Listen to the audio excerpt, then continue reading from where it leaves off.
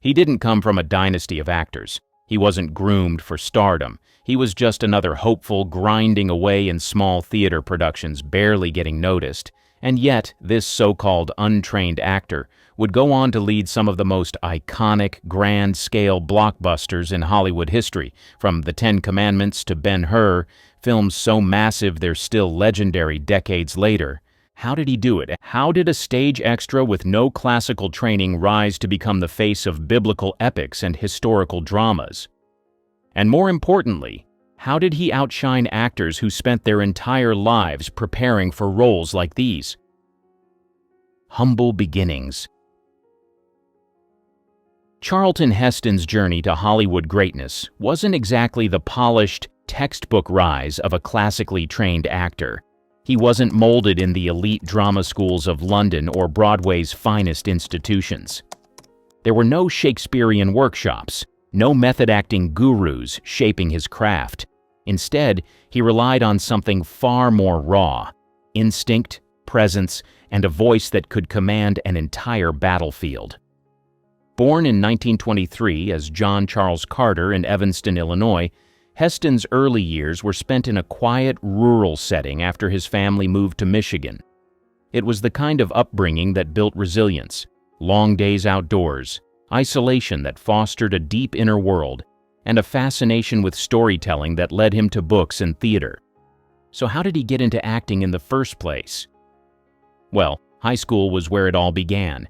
He got his first real taste of acting, stepping onto the stage, and right there and then, he first discovered a natural affinity for performance. But unlike many future Hollywood stars who dreamed of the big screen from childhood, Heston's journey wasn't born out of an obsession with movies. It was the power of the stage, the ability to transform into someone else that hooked him. That's what he fell in love with. But being passionate about acting is really not enough. You needed a clear path to achieve that goal, and it was no easy task. And sadly, all odds were stacked against him. He didn't come from a family of actors or have industry connections. However, what he did have was a commanding presence, even as a young man. He was tall, broad-shouldered, with piercing eyes that carried intensity. And then, of course, there was his voice, deep, authoritative, the kind that made you stop and listen.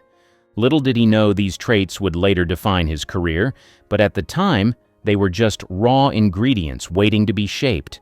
But remember, he had the acting bug in him and wanted to be on stage so bad?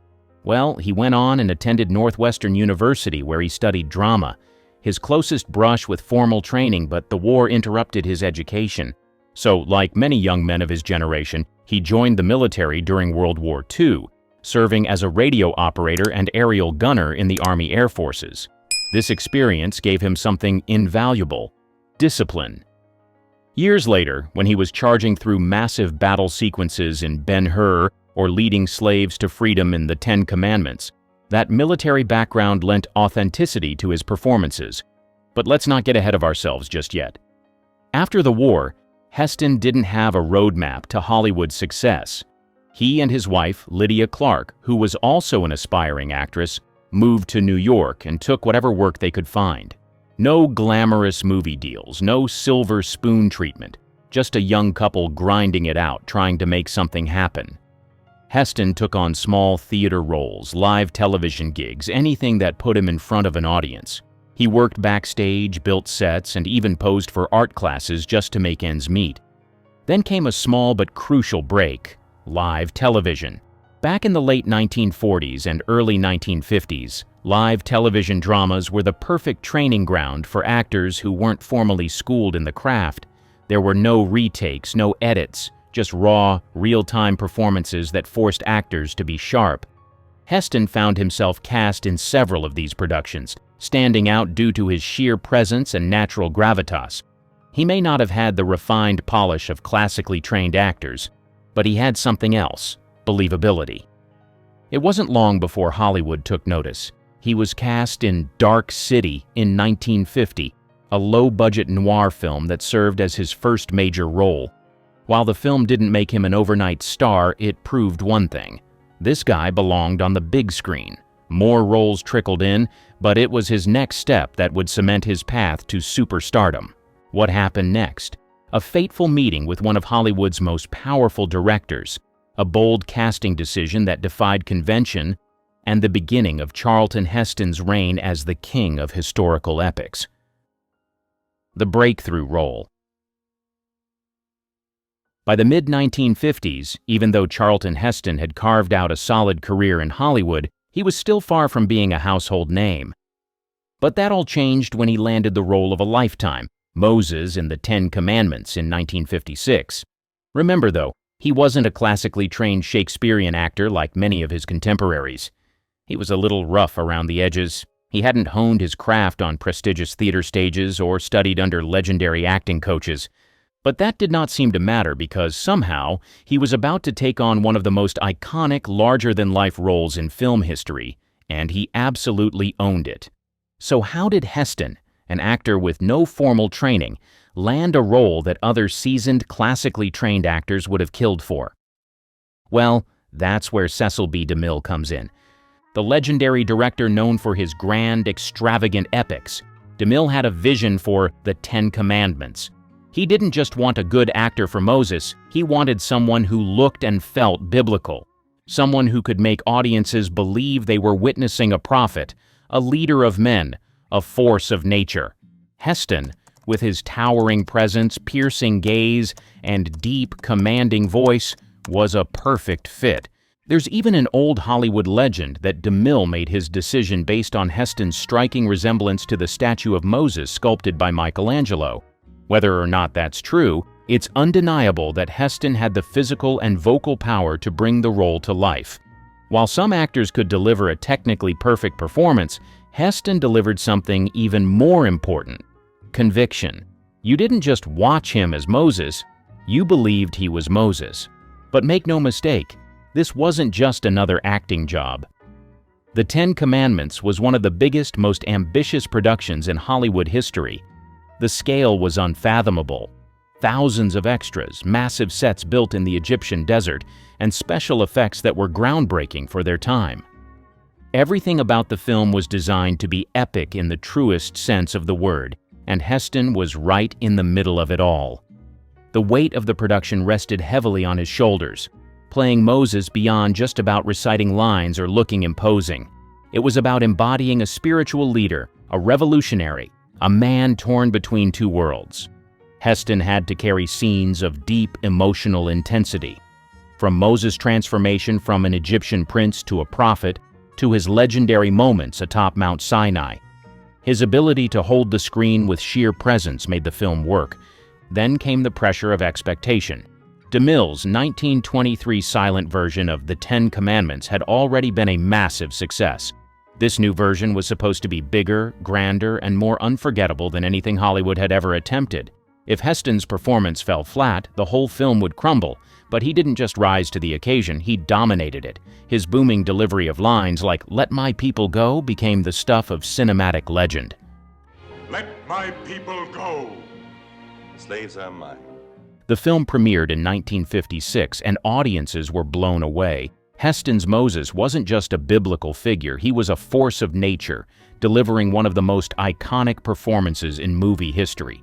The film became a monumental box office success, solidifying Heston as Hollywood's new king of epics. And this was just the beginning, because next up, he would take on a role that would push him to his absolute limits, physically, mentally, and professionally. A role that would require months of brutal training and see him performing some of the most dangerous stunts in film history. The movie? Ben-Hur. The moment that would cement Heston as one of the greatest leading men of all time. The ultimate test. By the late 1950s, Charlton Heston was already a towering presence in Hollywood, thanks to The Ten Commandments. But believe it or not, regardless of how challenging the role of Moses was, it was not even the role that really tested him and pushed him to the limits. That role would be the Ben-Hur in 1959. It was not like the biblical epic he starred in. This one became the film of the decade, a movie so ambitious, so demanding, that it could either make or break an actor. And for Heston, it would become the defining performance of his career. So how did he land the role of Judah Ben-Hur, a character that required not just acting chops but physical endurance, grit, and the ability to pull off one of the most dangerous action sequences ever put on film? Hollywood heavyweights were considered, but director William Wyler saw something in Heston that no one else had: a raw, commanding energy, a man who didn't need classical training to dominate the screen. Unlike other actors who delivered refined theatrical performances, Heston had something more primal. He looked like a warrior. He moved like a man who had fought and suffered, and that was exactly what the role needed. But getting cast was the easy part. The real challenge was what came next. Ben-Hur was a massive undertaking. The film had a budget of $15 million, a fortune in 1959, and took years to plan. The sets were enormous, the costumes lavish, and the expectations sky-high. But nothing compared to the infamous chariot race scene, the sequence that would go down as one of the most legendary moments in film history.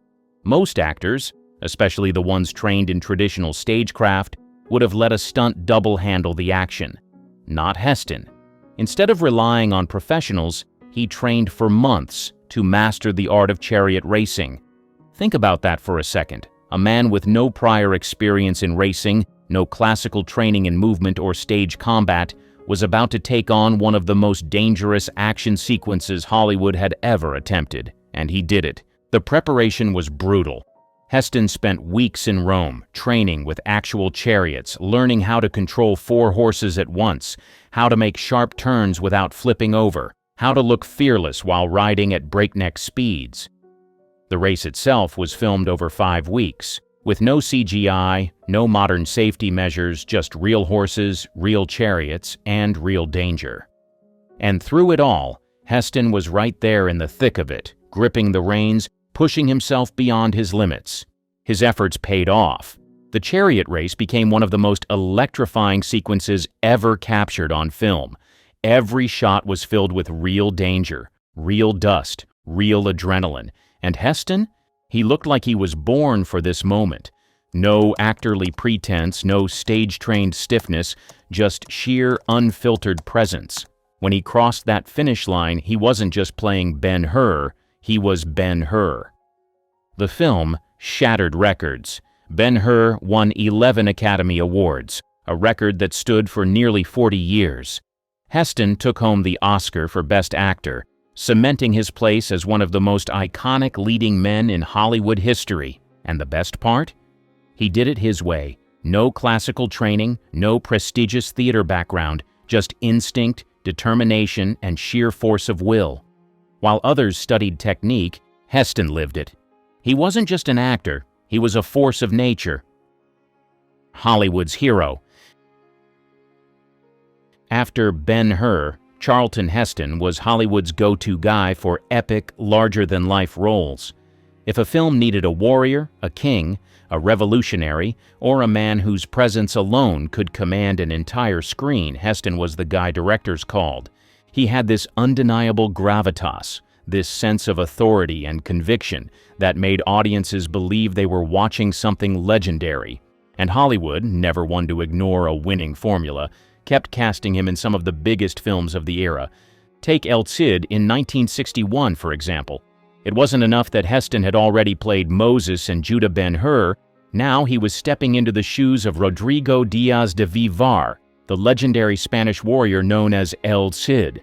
This was another massive, sweeping epic, packed with grand battles, political intrigue, and the kind of heroic speeches only someone like Heston could deliver. And just like before, he embodied the role. He made sure his characters had depth. His El Cid wasn't just a fighter. He was a man of honor, loyalty, and sacrifice. That was the magic of Heston. He didn't just look the part, he made you feel the weight of these historical figures. But just when it seemed like he was destined to spend his career in togas and armor, Heston flipped the script. The 1960s and 70s saw Hollywood shifting toward more modern and experimental storytelling. Epics were falling out of fashion, but Heston wasn't about to let himself become outdated. Instead, he reinvented himself, and in doing so, he helped redefine sci-fi and dystopian cinema. And that's where Planet of the Apes in 1968 comes in. This was unlike anything he had done before. No swords, no historical figures, just a bleak, bizarre, and wildly ambitious sci-fi film where he played an astronaut stranded on a planet ruled by apes. This could have easily been a goofy B-movie, but Heston's presence grounded the entire film. His character, George Taylor, was cynical, broken, and desperate to survive. And that final scene where he collapses in front of the half-buried Statue of Liberty, realizing he's been on Earth all along? That's pure cinema history. Then came Soylent Green in 1973, another dystopian classic. Heston was just a gritty detective in a nightmarish, overpopulated future, and yet he still commanded the screen. His delivery of the iconic line, "Soylent Green is people," Soylent Green is people! became one of the most legendary moments in film history. Even in a bleak, low-budget thriller, Heston made sure the impact was massive. That was his real gift. He wasn't just playing action heroes. He was playing thinkers, rebels, leaders. His characters weren't just physically powerful, they were mentally and morally imposing, the kind of men who stood for something bigger than themselves. That's why his performances still resonate today. Whether he was parting the Red Sea, leading a chariot race, or uncovering the dark secret of a dystopian future, Heston didn't just play the role, he became the role. Political juggernaut. Charlton Heston may have been best known for playing towering, heroic figures on screen, but off-screen he wasn't afraid to stand up for what he believed in, even when it wasn't the popular thing to do. Back in 1956, he campaigned for Adlai Stevenson in the presidential election, leaning more liberal at the time. When John F. Kennedy ran in 1960, Heston wanted to support him too, but filming El Cid in Spain kept him out of the political arena. That didn't stop him from taking a stand where it mattered, though. In 1961, when a segregated theater in Oklahoma was set to premiere El Cid, Heston reportedly joined a picket line outside the theater in protest. He never mentioned this particular incident in his autobiography, but he did write about traveling to Oklahoma City to picket segregated restaurants, a move that left the film's producers, allied artists, pretty unhappy. But Heston didn't care. He wasn't about to let the studio or anyone tell him to sit down and be quiet when something this important was at stake. Then came 1963, the year of the March on Washington for Jobs and Freedom. This wasn't just another Hollywood star showing up for the cameras. Heston was right there, marching alongside Martin Luther King Jr. He later pointed out that he had been involved in the civil rights movement long before Hollywood found it fashionable. And honestly, he had a point. By 1964, Heston supported Lyndon B. Johnson for president, especially since Johnson had pushed the Civil Rights Act of 1964 through Congress despite massive opposition from Southern Democrats. That same year, when California tried to roll back fair housing laws with Proposition 14, Heston publicly opposed it, making it clear that he wasn't just a guy who played heroes, he was willing to be one in real life too. But Charlton Heston's political journey was anything but predictable. Back in the 1960s, he was still on the liberal side of things, marching for civil rights and even backing Hubert Humphrey in the 1968 presidential election. But somewhere along the way, things shifted. In his 1995 autobiography, In the Arena, Heston reflected on a moment that changed everything. One day, while driving back from the set of The Warlord, he spotted a Barry Goldwater for President billboard with the slogan, "In your heart, you know he's right." And just like that, something clicked. He thought to himself, "Son of a bitch, he is right." That moment set him on a new political path, one that would eventually make him one of the most outspoken conservative voices in Hollywood. At first, though, he wasn't all in on everything conservative. After Robert F. Kennedy's assassination in 1968, Heston actually supported gun control, teaming up with Gregory Peck, Kirk Douglas, and James Stewart to back President Lyndon B. Johnson's Gun Control Act of 1968. The White House even personally reached out to him to help push it forward. But his stance on guns didn't stay that way for long. Looking back, Heston later said that supporting Goldwater was the turning point that led him to oppose gun control laws. It wasn't an overnight transformation, but it was the beginning of the shift that would eventually make him the president of the NRA decades later. The end in sight. His final public appearance came in July 2003, when he received the Presidential Medal of Freedom from President George W. Bush. By 2005, reports surfaced that his health was deteriorating rapidly. His family and friends were stunned at how much he had changed, and some days he was barely able to get out of bed. Then, on April 5, 2008, Charlton Heston passed away at his Beverly Hills home. He was 84 years old. His wife Lydia, his partner of an incredible 64 years, was right by his side. His family didn't initially disclose the cause, but a month later, it was revealed that he had died of pneumonia. A week later, on April 12, 2008, 250 mourners gathered at St. Matthew's Church in Pacific Palisades, the same church Heston had attended since the 80s. The guest list was a testament to his legacy: Arnold Schwarzenegger, Olivia de Havilland, Keith Carradine, Tom Selleck, Pat Boone, Rob Reiner, Christian Bale, and even Oliver Stone, who had cast Heston in Any Given Sunday.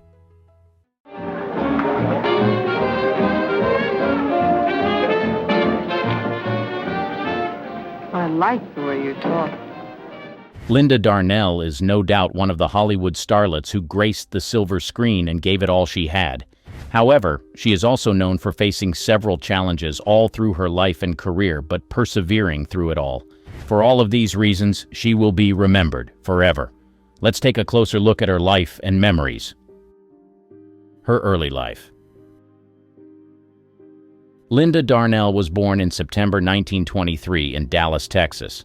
She was one of 4 kids in her family. Her dad, Calvin Roy Darnell, was a postal clerk, and her mom, Margaret Pearl Brown, had big dreams for Linda.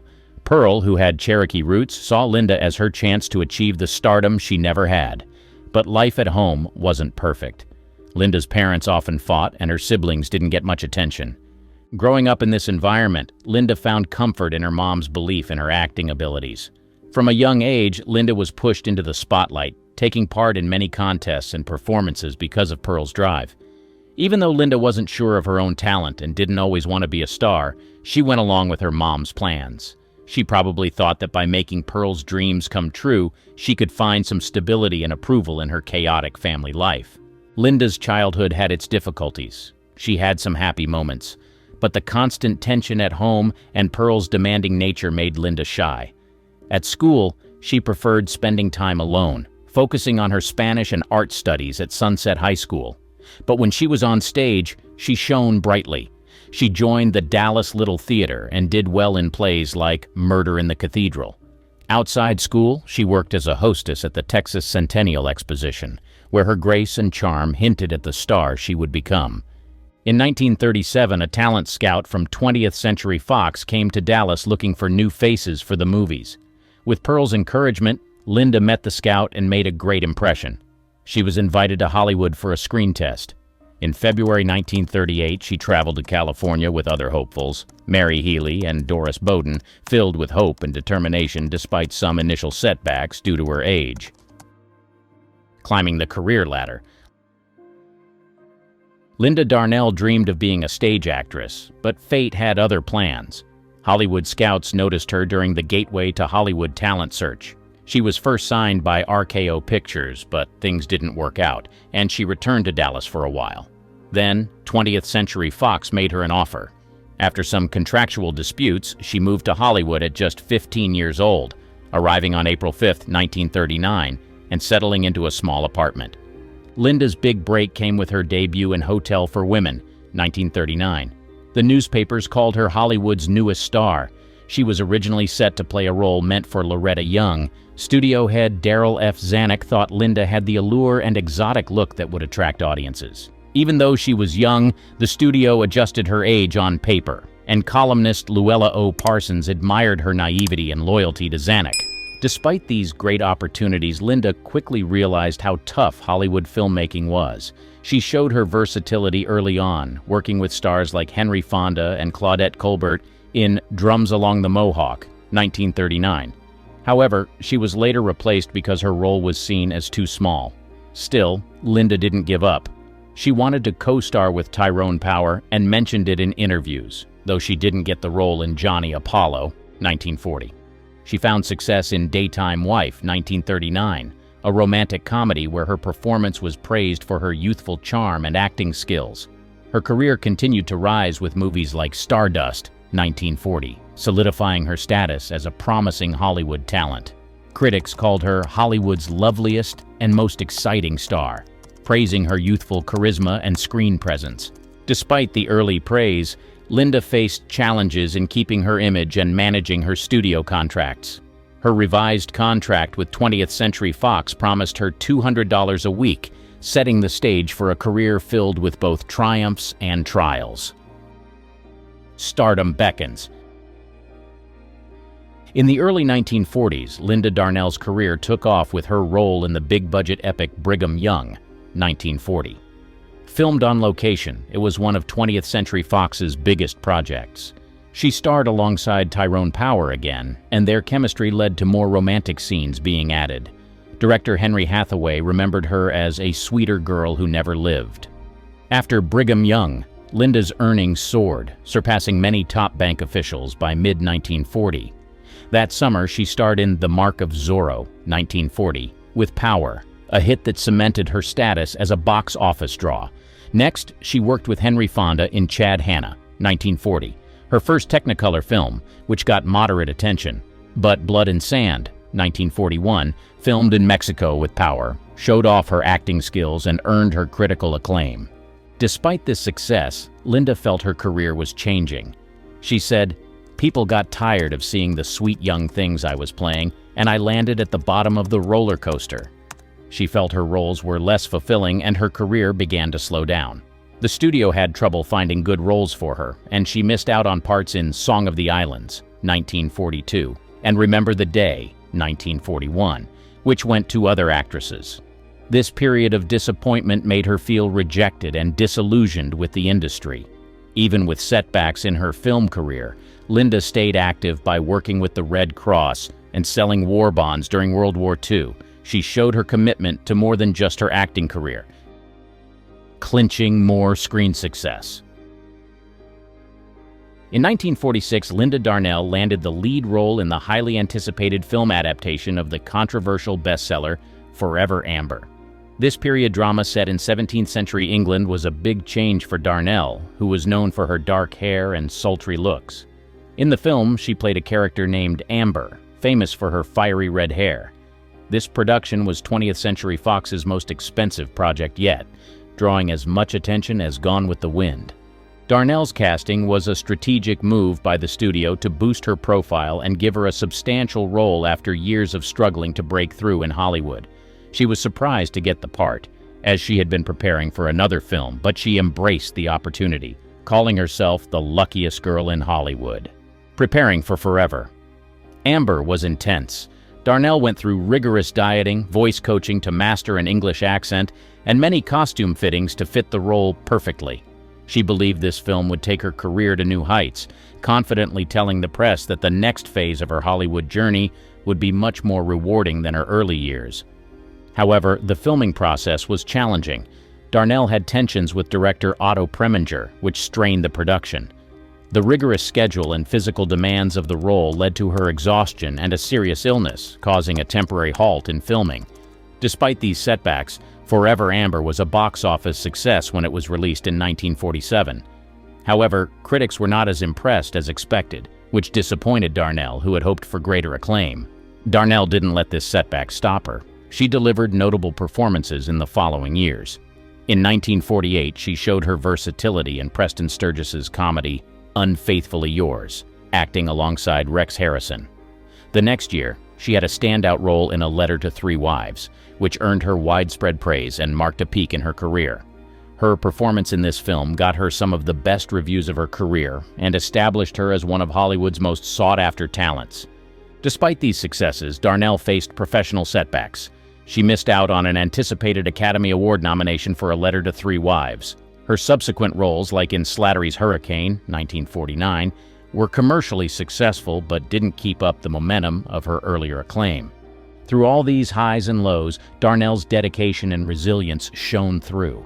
She faced the challenges of Hollywood with determination, constantly striving to prove herself and build a lasting legacy in the film industry. Beyond the cameras. During her early years in Hollywood, Linda Darnell's personal life was as complex as her rising career. She arrived in Hollywood underage and had on-set tutoring because of her busy filming schedule. She missed out on traditional high school experiences but graduated from University High School in 1941.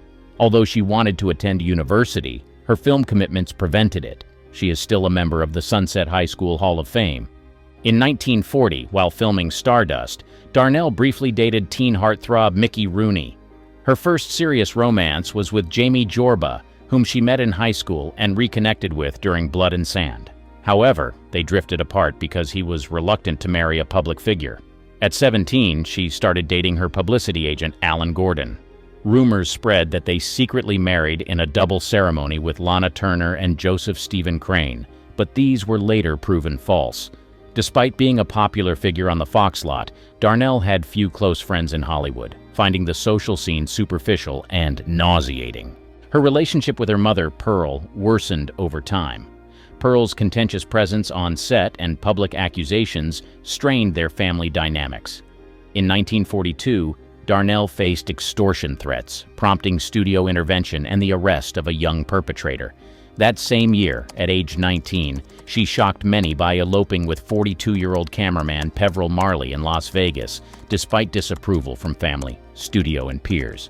Marley, a heavy drinker, introduced Darnell to alcohol, leading to personal struggles and weight issues. Unable to conceive, they adopted a daughter, Charlotte Mildred Lola Marley, in 1948. Their marriage faced many challenges. Darnell had a romantic involvement with director Joseph L. Mankiewicz, which continued despite his unwillingness to leave his wife. This affair deeply affected her, leading to psychotherapy to address her issues. Legal and financial troubles also plagued her during this period, including a lawsuit against her former business manager for fraud. She divorced Marley in 1951, citing cruelty. Battle with health and alcohol addiction. Linda Darnell's struggle with alcohol addiction shows a sad side of Hollywood's glamour. Her battle with alcoholism started during her troubled marriage to Peverell Marley. Marley, more of a father figure than a romantic partner, introduced Darnell to alcohol, leading to a lifelong struggle. Under the pressure of maintaining her career, Darnell turned to alcohol to cope with Hollywood's relentless demands. Fame and beauty standards weighed heavily on her, causing feelings of inadequacy and self-doubt. This affected her outwardly too, leading to weight fluctuations and a shaky sense of self-esteem that mirrored her personal turmoil. She made attempts to recover. She had moments of career resurgence, like her roles in Forever Amber and A Letter to Three Wives, but her addiction kept undermining her efforts. The constant balance between public praise and private struggles strained her relationships and career.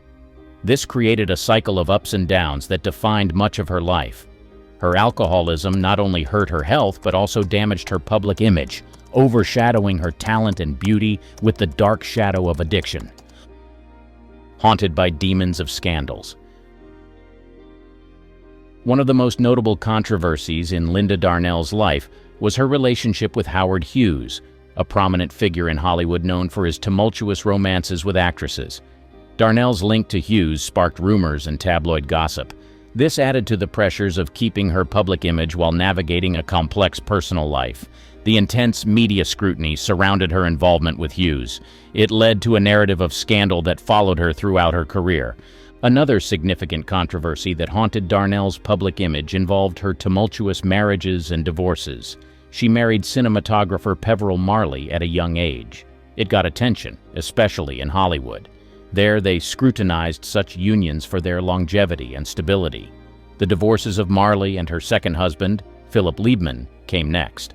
They fueled tabloid gossip about her personal life, overshadowing her professional achievements at times. Personal tragedies punctuated Darnell's life.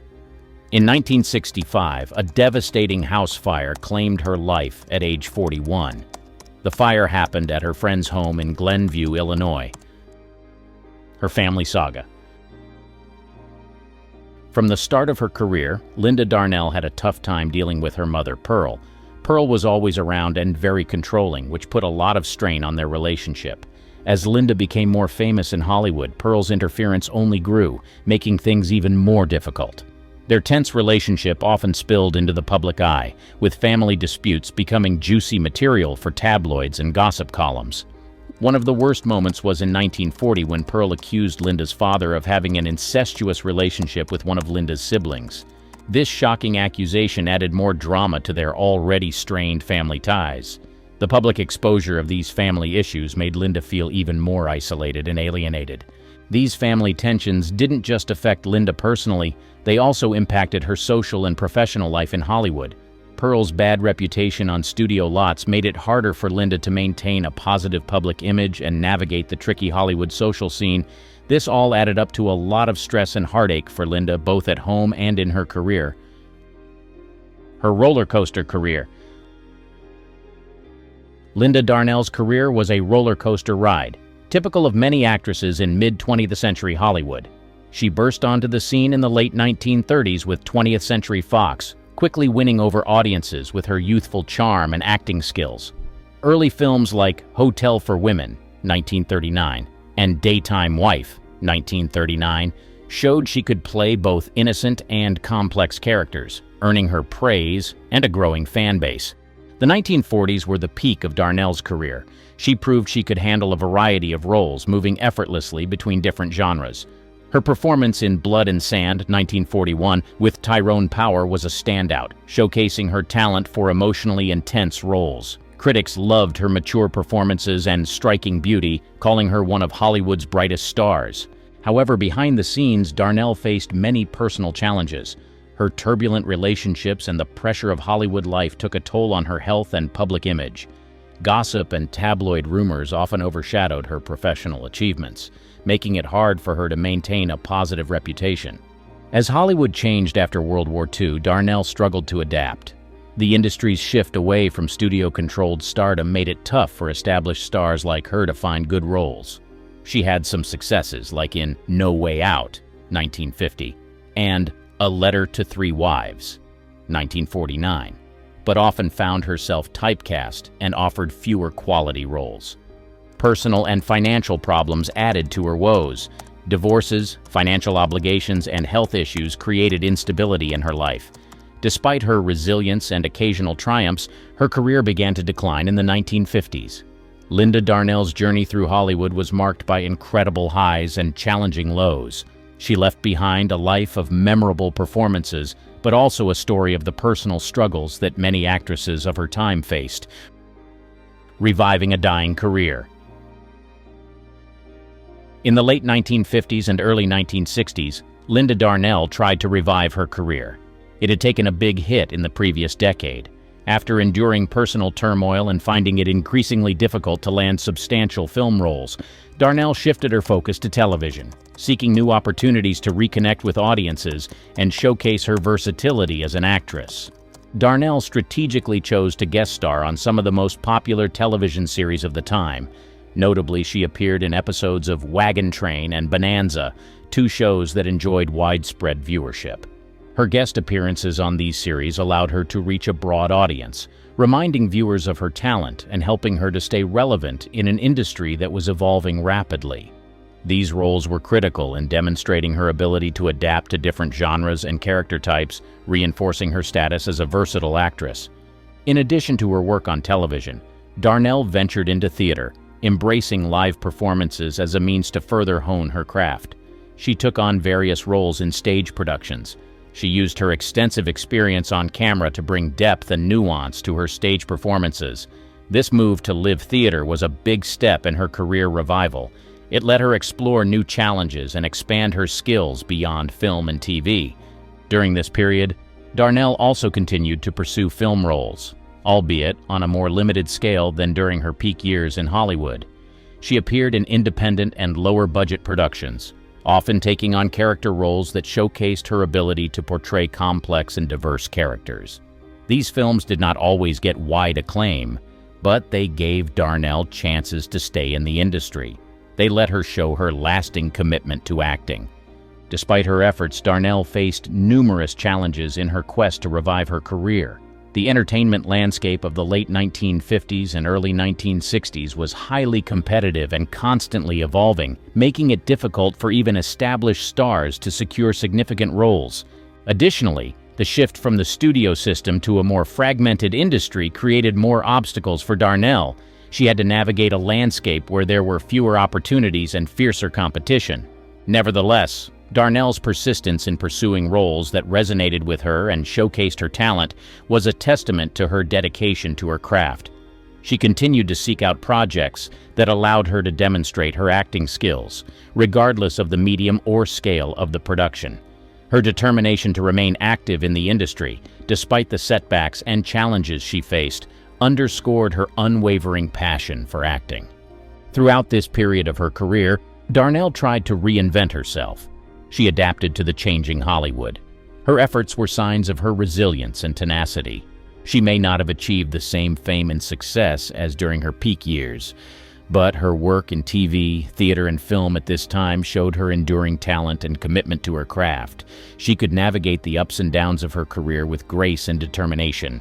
This ability left a lasting impact on the entertainment industry. It also cemented her brand as a versatile and dedicated actress. As her fame soared, so did the pressures and personal challenges that came with it. Linda found herself entangled in a series of tumultuous relationships and battles with alcoholism, struggles that added depth and poignancy to her life story. Despite these hardships, she continued to dazzle on the silver screen, leaving an indelible mark on Hollywood. Tragically, Linda's life was cut short in 1965 when she perished in a devastating house fire. She was only 41 years old. This untimely death added a haunting chapter to her legacy, a poignant reminder of the fragility of life and the hidden sorrows that often accompany fame. It includes rare footage, personal photographs, and clips from her celebrated movies, offering a comprehensive look at the woman behind the legend. Her legacy endures, not only in her unforgettable performances, but also in the cautionary tale of the personal cost of stardom. Some old Hollywood stars were involved in shocking things that would leave the mouths of their fans open in awe. From being involved with the mafia to being a secret lesbian, some of these stars' double lives were far from ideal. Elizabeth Scott, the secret lesbian. Born Emma Matzo, Scott's journey to Hollywood stardom began in the 1950s when the film industry decided to turn her into a glamorous icon. With a new American name and training in acting, dressing, and demeanor, all that was left was to change her name, and that was how the name Elizabeth Scott came about. On top of that, Paramount crafted a fake biography for her and always described her as beautiful, blonde, aloof, and alluring in press releases. They eventually molded her into a tough femme fatale, branding her as the Threat.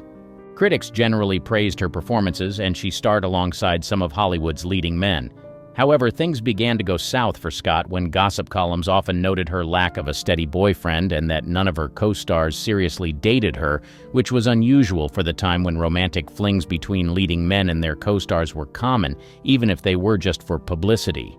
Scott, however, stayed out of those staged romances. It appeared odd, and so the media began to dig deeper. Scott worked steadily, though she faced stiff competition from Veronica Lake and Lauren Bacall, who also played tough, dangerous roles. She understood her place in Hollywood, beautiful but not as stunning as Lake, and talented but not quite as skilled as Bacall.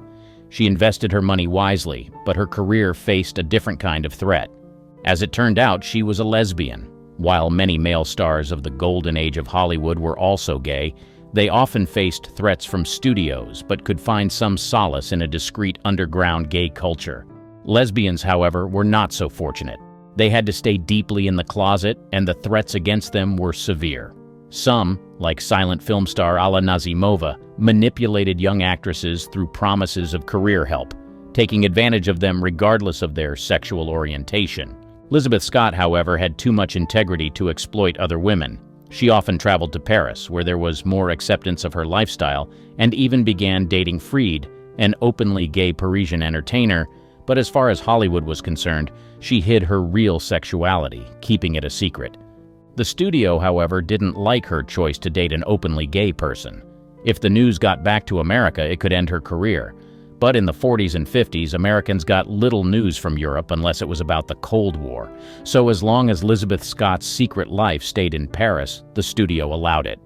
But whenever Scott returned to America, she would always seek comfort in the arms of high-class call girls who were lesbians also, because they were presumed to be discreet. This, she would soon find out, would be the biggest mistake she'd ever made. What she didn't know was that, sadly, many of Hollywood's top call girls had a second income source, selling stories to tabloids. Some even engaged in blackmail, but that's a different tale. In this day and age, there are stricter rules and laws guiding how papers and tabloids get their stories, but back in the 50s, papers would go to extreme lengths for a story. Even those who remember the National Enquirer's antics in the 80s, like destroying presidential candidate Gary Hart or sneaking reporters with mini-cameras into celebrity funerals, can't imagine the ruthlessness of 50s tabloids. The most ruthless paper in this regard was called Confidential. Publisher Robert Harrison made modern TV and web gossip look amateurish. His operations rivaled those of the FBI and the CIA. Confidential ruined enough lives to fill several books, and they had their sights on Scott due to her disinterest in men. For a while, they lacked enough dirt, but in 1954, they bought the address books of several popular Hollywood prostitutes. The magazine was ecstatic. An actor's name, address, and phone number in a call girl's little black book was enough to imply scandal. They disgraced male clients readily, but reserved special luridness for lesbians, given the magazine's male ownership. Scott became a target of insinuating articles. They couldn't push too far, though, since all they had was her name in the book.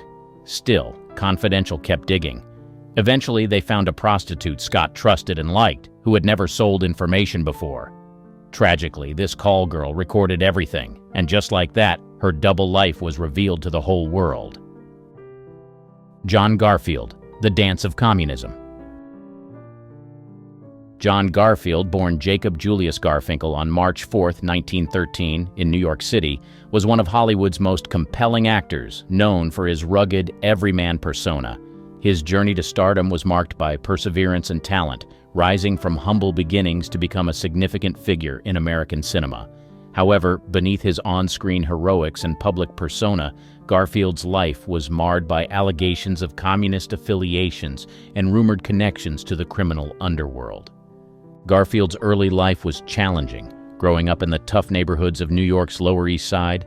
His father struggled to provide for the family, and his mother passed away when he was just 7 years old. These hardships fostered resilience and determination in young Garfield, who found solace in acting.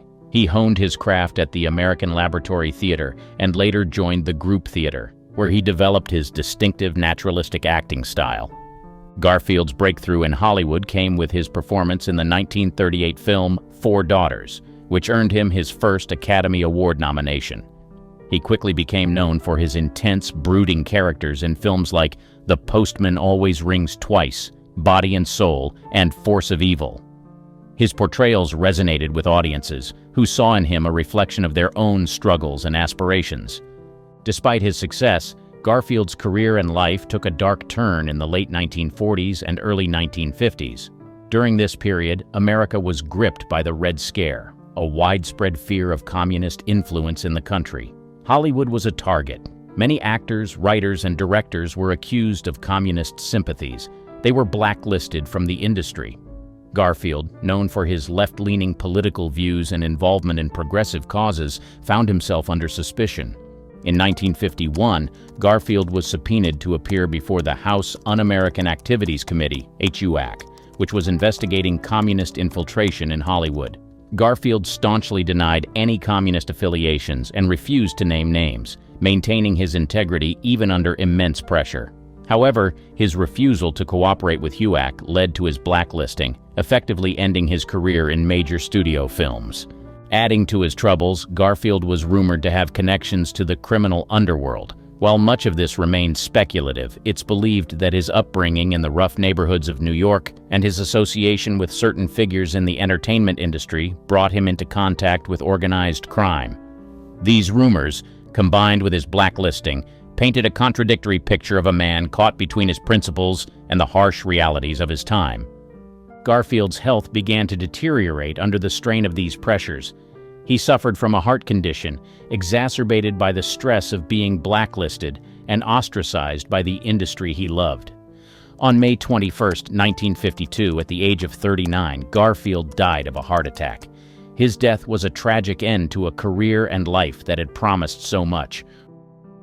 Rory Calhoun, the human sacrifice. Rory Calhoun was a minor but reliable movie actor whose career was handled delicately by the studios. Born Francis Timothy McCown, he endured a rough childhood marked by abuse. Dropping out of school, he fell into a life of crime and eventually went to prison for armed robbery.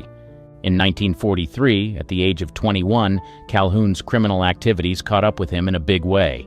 He was arrested for breaking into a store and sentenced to 3 years in prison at the United States Medical Center for Federal Prisoners in Springfield, Missouri. This prison stint marked a turning point in his life.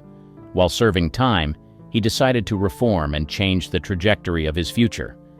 Upon his release, Calhoun took on a series of odd jobs, including working as a lumberjack and a cowhand.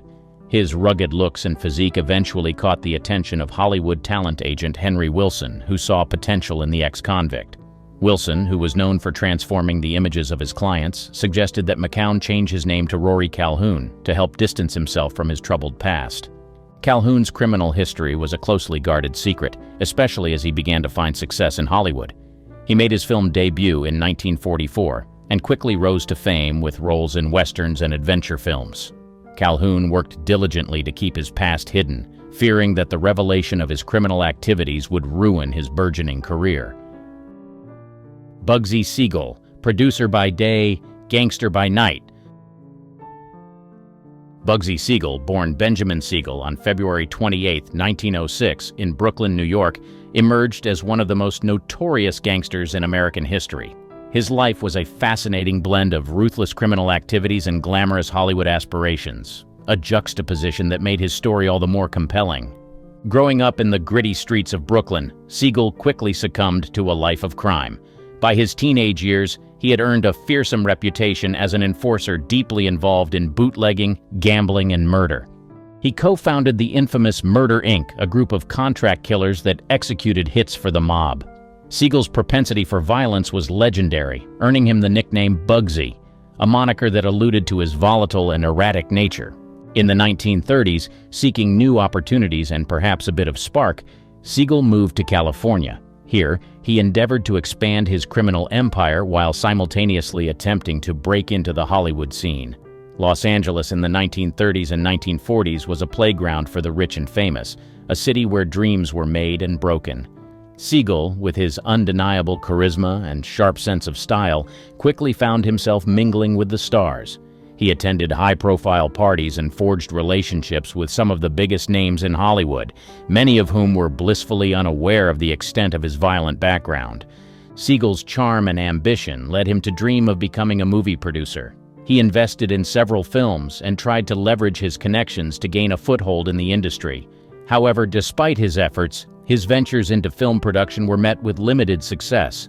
Hollywood could not entirely shield him from his darker dealings. His friendships with celebrities were often superficial, as few truly understood the depths of his criminal activities.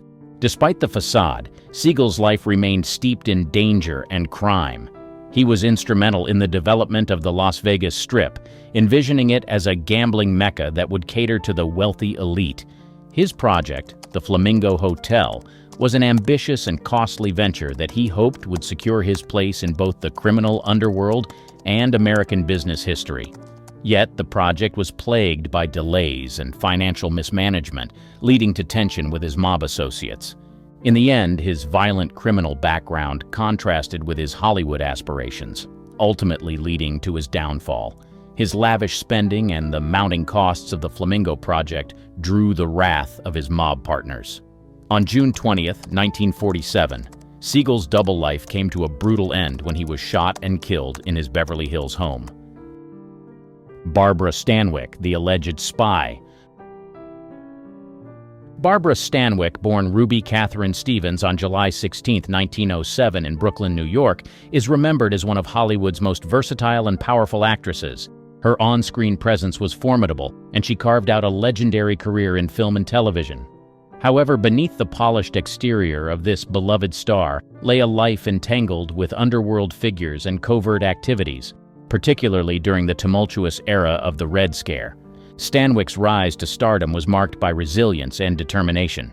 She began her career in the entertainment industry as a chorus girl before transitioning to acting. Her breakthrough came in the 1930s, and she quickly became known for her roles in films such as Stella Dallas, Double Indemnity, and Christmas in Connecticut.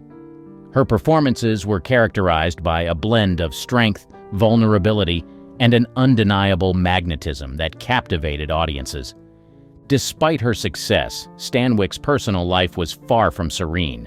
She had a series of rocky relationships and marriages, most notably with actor Robert Taylor. The couple's union was often described as a marriage of convenience, orchestrated more for Hollywood publicity than genuine affection. It was during this time that Stanwyck's connections to underworld figures began to surface. Rumors of Stanwyck's associations with the mob circulated within Hollywood circles. She was said to have formed friendships with notorious gangsters who were drawn to her tough, no-nonsense persona. These relationships reportedly protected her. They also gave her power. This was unusual for women in the industry at that time. Some speculated that her ties to the underworld provided her with leverage and security in an industry rife with exploitation and power struggles. The Red Scare of the 1940s and 1950s was even more dramatic in Stanwyck's life. This period, marked by intense anti-communist sentiment and widespread fear of subversion, saw many in Hollywood accused of communist sympathies and blacklisted. Stanwyck, known for her staunch anti-communist views, became an active participant in the industry's efforts to root out alleged communists. However, her involvement in these activities was a bit deeper than she let on. Publicly, she was a vocal supporter of anti-communist organizations, including the Motion Picture Alliance for the Preservation of American Ideals, MPA, a group of conservative Hollywood figures who worked closely with the House Un-American Activities Committee, CHUAC, to identify and denounce suspected communists within the industry.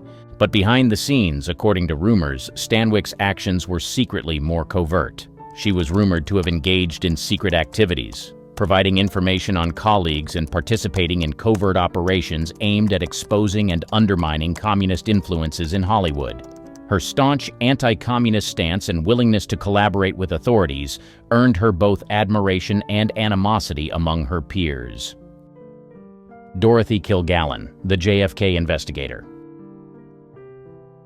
Dorothy Kilgallen was a renowned journalist, television personality, and investigative reporter whose career spanned from the 1930s until her untimely death in 1965. Born on July 3, 1913, in Chicago, Illinois, Kilgallen grew up in a family deeply rooted in journalism. Her father, James Kilgallen, was a respected reporter, and it was through his influence that Dorothy developed a passion for news and storytelling. Kilgallen's career took off in the 1930s when she began writing a widely read column, The Voice of Broadway, for the New York Journal-American. Her column covered a mix of celebrity gossip, social commentary, and hard news, and it became immensely popular. She had a sharp wit and an eye for detail, which made her a standout in the competitive world of journalism. In addition to her column, Kilgallen was a regular panelist on the popular television quiz show What's My Line, which brought her further fame and recognition. However, it was Kilgallen's work as an investigative journalist that truly set her apart. Her most controversial and dangerous assignment came in the early 1960s, when she began investigating the assassination of President John F. Kennedy. Kilgallen was deeply skeptical of the official account provided by the Warren Commission, which concluded that Lee Harvey Oswald acted alone in the assassination. She believed there was more to the story and was determined to uncover the truth. Kilgallen's investigation into the JFK assassination was both extensive and perilous. She conducted numerous interviews, gathered confidential information, and meticulously analyzed the evidence. Her efforts led her to Jack Ruby, the nightclub owner who famously killed Oswald. Kilgallen was one of the few journalists to interview Ruby while he was in custody, and she reportedly obtained significant information that contradicted the official narrative. As she delved deeper into the assassination, in a bid to get to the bottom of things, Kilgallen reportedly veered off the moral highway and began engaging some dangerous individuals while acting like she was being straight and narrow. These included underworld figures and people with potential ties to the intelligence community. On one hand, she seemed to be getting good information, but on the other, her pursuit of the truth placed her in precarious situations, as she navigated a web of secrecy, conspiracy, and potential threats to her safety. In November 1965, Kilgallen was found lifeless in her Manhattan townhouse under mysterious circumstances. She was discovered in her bedroom, dressed in a nightgown, sitting upright in bed with reading material nearby. The official cause of death was listed as an overdose of alcohol and barbiturates, but the peculiar details surrounding her death fueled speculation and suspicion. Several aspects of Kilgallen's death raised questions. First, her autopsy revealed a combination of drugs in her system that she was not known to abuse. Additionally, the placement of her body and the presence of makeup suggested she had been moved or staged post-mortem. Most troubling was the fact that the notes and manuscript she had been working on, related to her JFK investigation, were missing and never recovered. These anomalies led many to believe that Kilgallen's death was not accidental, but rather the result of foul play. It was speculated that she was silenced because of the sensitive information she had uncovered about the Kennedy assassination. Moe Howard, drowning in debt. He was the leader of the beloved comedy trio The Three Stooges and was known for his humor and iconic bowl haircut. On screen, he entertained millions with his antics. He became a household name alongside Larry and Curly. Moses Harry Horwitz, better known as Moe Howard, was born on June 19, 1897, in the Brooklyn neighborhood of Bensonhurst, New York. He was the fourth of 5 sons born to Jenny Gorovitz and Solomon Horwitz, a family of Lithuanian Jewish descent. While his parents and brothers Benjamin, Jack, and Irving did not venture into show business, Moe, along with his older brother Shemp Howard, Samuel, and younger brother Curly Howard, Jerome, became iconic members of the Three Stooges. As a child, Moe was called Moe, but later preferred the name Harry. He had a great love for reading, particularly enjoying Horatio Alger books. His older brother Jack remembered, "I had many Horatio Alger books, and it was Moe's greatest pleasure to read them. They started his imaginative mind working and gave him ideas by the dozen. I think they were instrumental in putting thoughts into his head to become a person of good character and success." This early passion for reading and learning helped Moe immensely in his acting career, enabling him to quickly and easily memorize his lines. But even after he became famous and successful, something dark lurked in the shadows of his life. Beneath the comedic facade, Moe was rumored to have led a life fraught with financial struggles and hidden dealings that contrasted sharply with his public persona. To cope with these financial pressures, Moe was rumored to have turned to gambling, a habit that quickly spiraled out of control. Heavy gambling left Moe with big debts. It forced him to seek out questionable associates to manage his money troubles. Clark Gable, the king of Hollywood, had a secret love child. Ingrid Bergman was exiled from America, and Charlie Chaplin narrowly escaped statutory rape charges. These aren't movie plots. They're the real-life scandals that rocked Tinseltown's golden age. Clark Gable and Loretta Young. 1935 marked a turning point in Hollywood history. Clark Gable, 34, and Loretta Young, 22, were cast in The Call of the Wild. Gable, married to Maria Langham since 1931, was MGM's biggest star. Young, a devout Catholic, had already appeared in over 40 films. Filming began in Mount Baker, Washington in January. The remote location provided ample opportunity for the pair to grow close. Co-star Jack Oakey later remarked, "We all knew, but nobody talked about it." Their affair continued throughout production. By March, rumors circulated among the crew. Studio publicists worked overtime to keep gossip out of the press. When filming wrapped, Young discovered she was pregnant. MGM executives panicked. A scandal could ruin Gable's career and tarnish Young's image. The studio sent Young on a vacation to England. She returned to California and secretly gave birth to a daughter, Judy, on November 6, 1935. Young devised an elaborate adoption scheme. She announced to the press she'd adopted a child. In reality, Judy was her biological daughter. The deception worked. Hollywood bought the story. For 19 months, Young kept Judy hidden from nurses. In 1937, she publicly adopted her own daughter. The press praised her charitable act. Meanwhile, Gabel kept his distance, visiting only occasionally. Judy grew up unaware of her true parentage. Young raised her as a single mother, fiercely protecting the secret. In 1950, Young married Tom Lewis, who never knew the truth about Judy's father. Years passed. Gabel died in 1960, never publicly acknowledging Judy. In 1966, at age 31, Judy confronted Young about persistent rumors. Young finally confessed. Judy later recalled the emotional moment. She was trembling and crying. She said, "Yes, Clark Gable was your father." The truth remained private until 2000. In her posthumous autobiography, Young broke her silence. She wrote, "I did a lot of pretending as a child. I didn't lie, but I would pretend." In 2015, Young's daughter-in-law, Linda Lewis, revealed another layer to the story. She claimed Young had confided that Gable had date-raped her. This allegation added a darker dimension to the long-hidden affair, further complicating its legacy. Spencer Tracy and Katharine Hepburn. 1941 marked the beginning of one of Hollywood's most enduring love affairs. Spencer Tracy, 41, met Katharine Hepburn, 34, on the set of Woman of the Year. Tracy, a devout Catholic, had been married to Louise Treadwell since 1923. Their first encounter was unremarkable. Hepburn, known for her sharp wit, greeted Tracy. "I'm afraid I'm too tall for you, Mr. Tracy." He retorted, "Don't worry, I'll cut you down to size." As filming progressed, their chemistry became apparent. Co-star Roscoe Carnes observed, "They were halfway in love before they knew it." By the end of production, Tracy and Hepburn were inseparable. Their relationship posed a challenge for MGM. Tracy's Catholic faith prevented divorce. The studio worked to keep the affair out of the press. Meanwhile, Hepburn put her career second to Tracy's. 1945 saw the release of Without Love, their third film together. The public's fascination grew. Gossip columnist Luella Parsons wrote, "Hollywood's worst-kept secret is the Tracy-Hepburn romance." Tracy struggled with alcoholism throughout their relationship. Hepburn often nursed him through bouts of depression and heavy drinking. She later said, "I honestly don't know what I would have done without him." Their affair continued for decades, spanning 9 films together. They never lived together officially, but Hepburn was a constant presence in Tracy's life. She even took time off from her career to care for him in his later years. In 1967, Tracy and Hepburn filmed their final movie, Guess Who's Coming to Dinner? Tracy was in poor health. He died 17 days after filming Wrapped.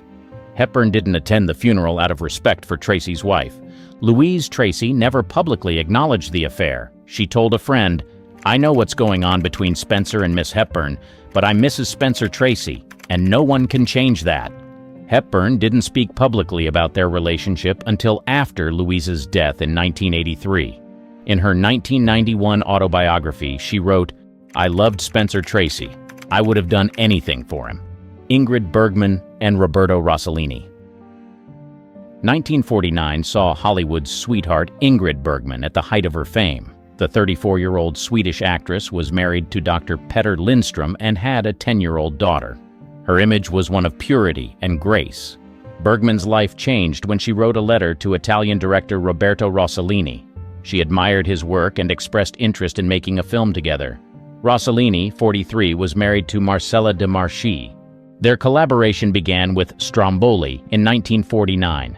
Filming on the remote Italian island created the perfect environment for romance. By the end of production, Bergman was pregnant with Rossellini's child. News of the affair broke in February 1950. The public reaction was swift and harsh. Senator Edwin C. Johnson of Colorado denounced Bergman on the Senate floor as a powerful influence for evil. Bergman gave birth to her son Renato on February 2, 1950. She divorced Lindstrom and married Rossellini on May 24, 1950. The scandal resulted in her effective exile from Hollywood. American theaters boycotted Bergman's films. Stromboli flopped at the box office. Bergman later reflected, "I've gone from saint to whore and back to saint again, all in one lifetime." The couple had twin daughters, Isabella and Isota, in 1952. They made several films together, but none achieved commercial success in the U.S. Bergman's career in Europe flourished, however. 1956 marked Bergman's cautious return to Hollywood with Anastasia. She won her second Oscar but didn't attend the ceremony. Cary Grant accepted on her behalf, saying, Dear Ingrid, your great talent has been justly rewarded tonight. Bergman and Rossellini's marriage ended in 1957. The passion that fueled their scandal had faded. Rossellini had begun an affair with Indian screenwriter Sonali Dasgupta, Errol Flynn, and Patricia Wymore. 1950 found Errol Flynn, Hollywood's notorious bad boy, at a career crossroads. The 41-year-old actor, famous for swashbuckling roles, was married to his second wife, Nora Eddington. His reputation for womanizing was well established.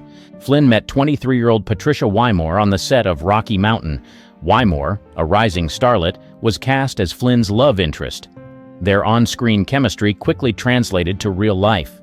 Despite being married, Flynn pursued Wymore openly. Co-star Slim Pickens later recalled, "Errol didn't try to hide it. He was smitten with Pat from day one." News of the affair reached Eddington. She filed for divorce in 1949, citing cruel and inhuman treatment. The divorce was finalized in 1950, just as Flynn's relationship with Wymore intensified. Flynn and Wymore married on October 23, 1950, in Monte Carlo. It was Flynn's third marriage. The press dubbed them Beauty and the Beast, referencing Flynn's aging looks and reputation. In 1951, Wymore gave birth to their daughter, Arnella. Flynn's joy was short-lived. His career was in decline, and financial troubles loomed. The couple separated multiple times. Flynn's behavior became increasingly erratic. In 1957, he was arrested in Italy for public drunkenness. Wymore bailed him out, saying, "Someone has to look after him." Despite the challenges, Wymore remained devoted. She accompanied Flynn on his ill-fated trip to Cuba in 1958. Flynn's attempts to make a comeback documentary were derailed by the Cuban Revolution. On October 14, 1959, Flynn died of a heart attack at 50. Wymore was devastated. She later said, "For all his faults, I loved him till the end." Humphrey Bogart and Mayo Methot. 1938 saw Humphrey Bogart, 39, marrying his third wife, Mayo Methot, 34. Bogart was a rising star, known for tough guy roles. Methot, a stage and screen actress, had a reputation for heavy drinking. Their marriage quickly became volatile. Hollywood nicknamed them the Battling Bogarts. Their fights were frequent and often public. Actor David Niven once said, "The Bogarts' battles were bloody and public. Terrible, traumatic affairs. Methot's jealousy was legendary. She often accused Bogart of infidelity, sometimes with cause. In 1942, Bogart had a brief affair with his Across the Pacific co-star Mary Astor. 1944 marked a turning point. Bogart began filming To Have and Have Not with 19-year-old Lauren Bacall. Their on-screen chemistry was electric. Off-screen, a romance blossomed. Methot's suspicions reached new heights. She frequently visited the set, causing scenes. Director Howard Hawks recalled, "Mayo would show up soused and cause all kinds of trouble." The affair continued after filming wrapped. Methot's drinking worsened. In one incident, she stabbed Bogart with a knife. He required stitches but told the press he'd walked into a door. By 1945, the marriage was beyond repair. Bogart moved out of their home. He later said, "The trouble with Mayo is that she's a drunk, and the trouble with me is that I'm a drunk too." Bogart filed for divorce in February 1945. It was finalized in May. He married Bacall just 11 days later. The press had a field day, painting Methot as the scorned wife. Methot never recovered from the divorce. Her acting career faltered. She returned to her hometown of Portland, Oregon, where she died in 1951 at 47. Gary Cooper and Patricia Neal. 1948 saw Gary Cooper, 47, at the height of his career. The married father of one was Hollywood's quintessential leading man. Patricia Neal, 22, was a rising star fresh from Broadway success. They met on the set of The Fountainhead in 1949. Cooper, married to Veronica Balfi since 1933, was immediately taken with Neal. Their on-screen chemistry was palpable. As filming progressed, their relationship intensified. Neal later recalled, "I was so in love with Gary Cooper. He was the most gorgeous thing you've ever seen in your life." News of the affair reached Balfi. She confronted Cooper, who initially denied any wrongdoing. The situation came to a head when Balfe found Neal's love letters in Cooper's pocket. Cooper's daughter Maria, 12 at the time, was devastated by the affair. She later wrote, "I felt betrayed and abandoned. It nearly destroyed our family." The affair continued after filming wrapped. Cooper bought Neil a charm bracelet, inscribing each charm with significant dates in their relationship. Neil treasured it for years. 1951 marked a turning point. Cooper, torn between his family and Neil, suffered a crisis of conscience. His friend, priest Father Harold Ford, counseled him to end the affair. Neil, hoping Cooper would leave his wife, was heartbroken when he chose his family. She later said, "I was so hurt. I thought I would die from the pain of losing him."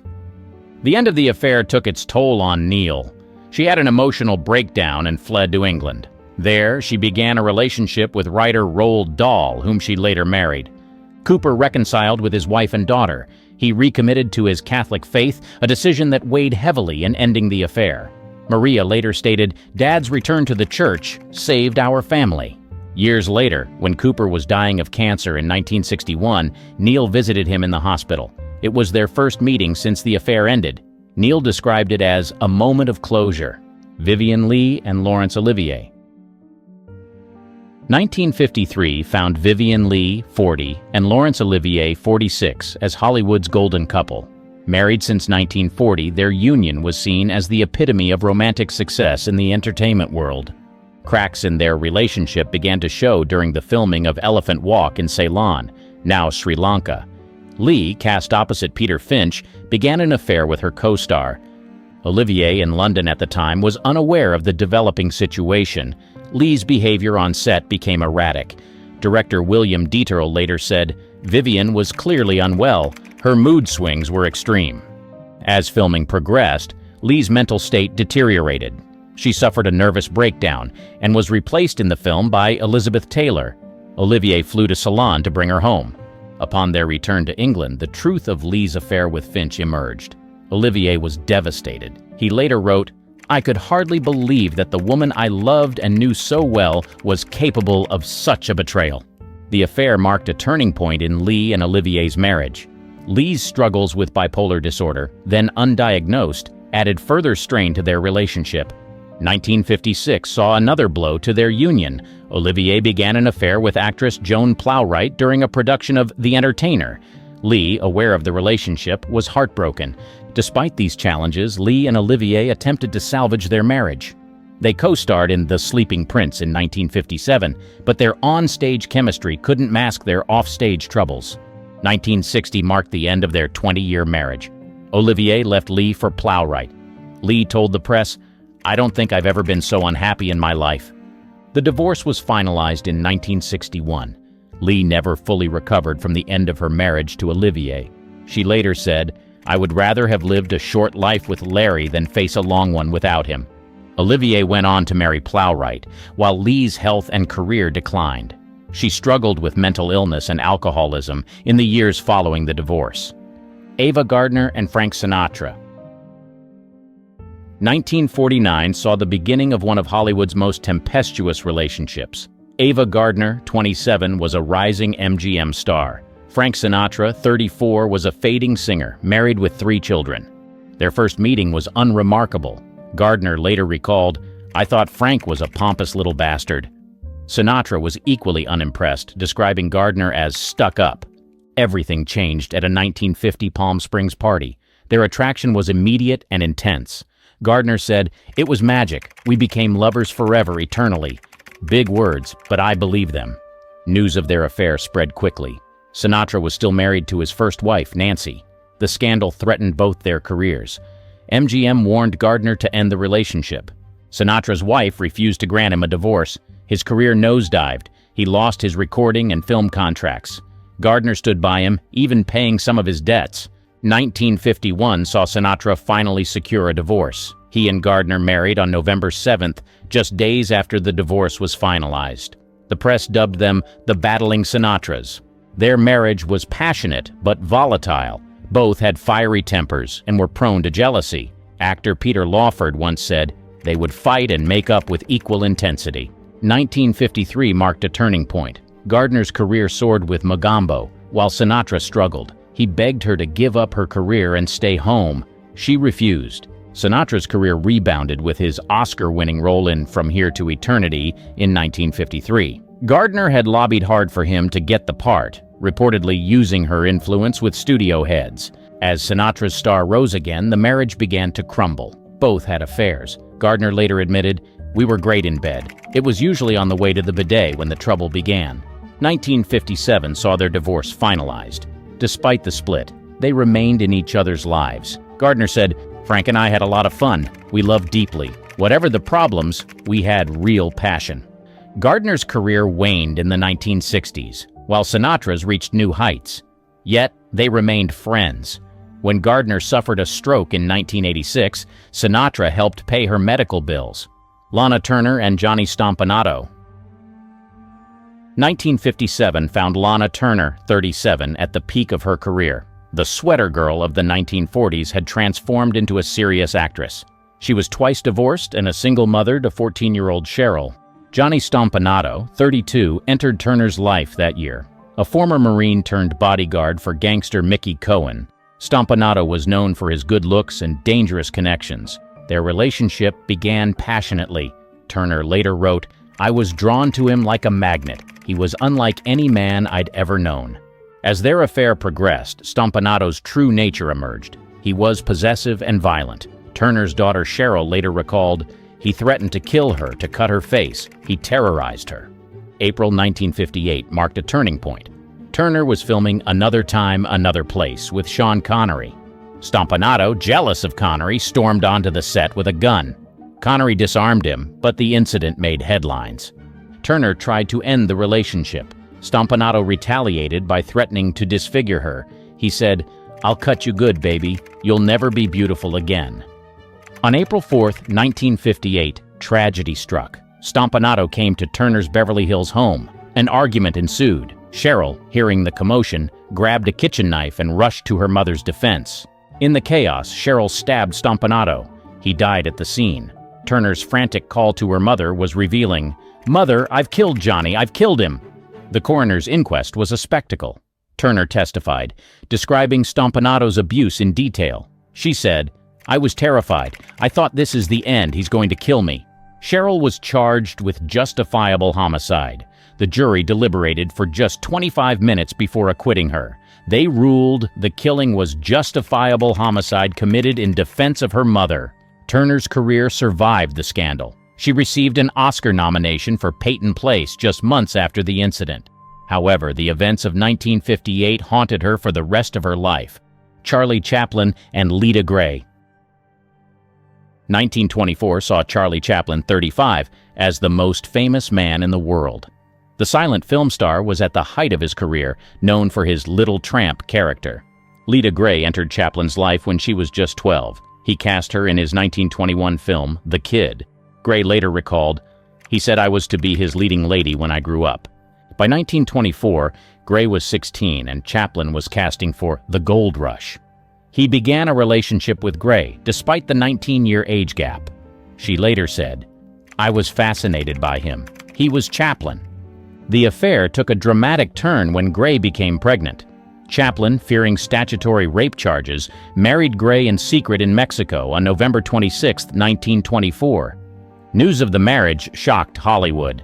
Chaplin's popularity took a hit. The press painted him as a lecherous older man who had taken advantage of a young girl. 1925 saw the birth of their first son, Charles Jr. A second son, Sidney, followed in 1926.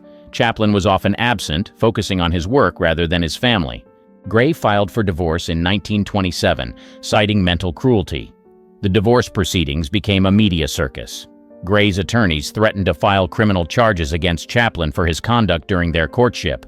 The divorce settlement was the largest in American history at the time. Grey received $600,000 and $100,000 for each child.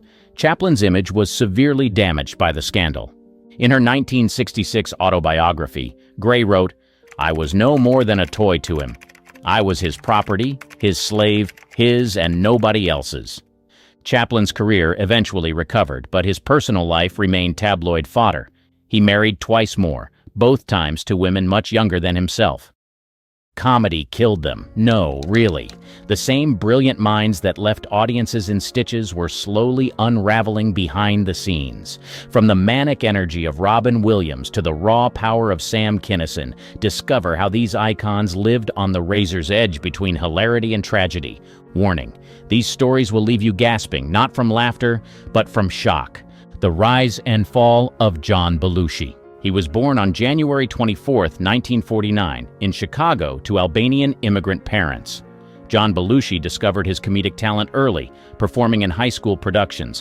In 1971, Belushi joined the Second City comedy troupe in Chicago, where he honed his skills for 2 years. His work there caught the attention of National Lampoon magazine, leading to his involvement in the National Lampoon Radio Hour in 1973, alongside future SNL castmates Gilda Radner and Bill Murray. In 1975, Belushi became part of the original Saturday Night Live SNL cast. His characters like Samurai Futaba and the Blues Brothers quickly made him a standout. Belushi's impersonations, including Joe Cocker, Marlon Brando, and Elizabeth Taylor, became audience favorites. His partnership with Dan Aykroyd produced memorable sketches and later led to their film collaboration. Belushi's film career took off with 1978's National Lampoon's Animal House, grossing over $141 million. The film's success catapulted Belushi to movie stardom. He followed with 1,941 Inches, 1979, directed by Steven Spielberg, which, despite its mixed reception, showcased Belushi's growing star power. In 1980, The Blues Brothers hit theaters, expanding on the popular SNL sketch and becoming a cult classic. Despite his success, Belushi struggled with substance abuse. His cocaine use escalated, affecting his work and relationships. Colleagues noted his dedication, but also his increasingly reckless lifestyle. His final movie, Neighbors, 1981, reflected his declining health and erratic behavior. Friends and family attempted interventions, but Belushi's addiction continued to worsen. On March 5, 1982, Belushi was found dead from a speedball overdose at the Chateau Marmont in Los Angeles. He was 33.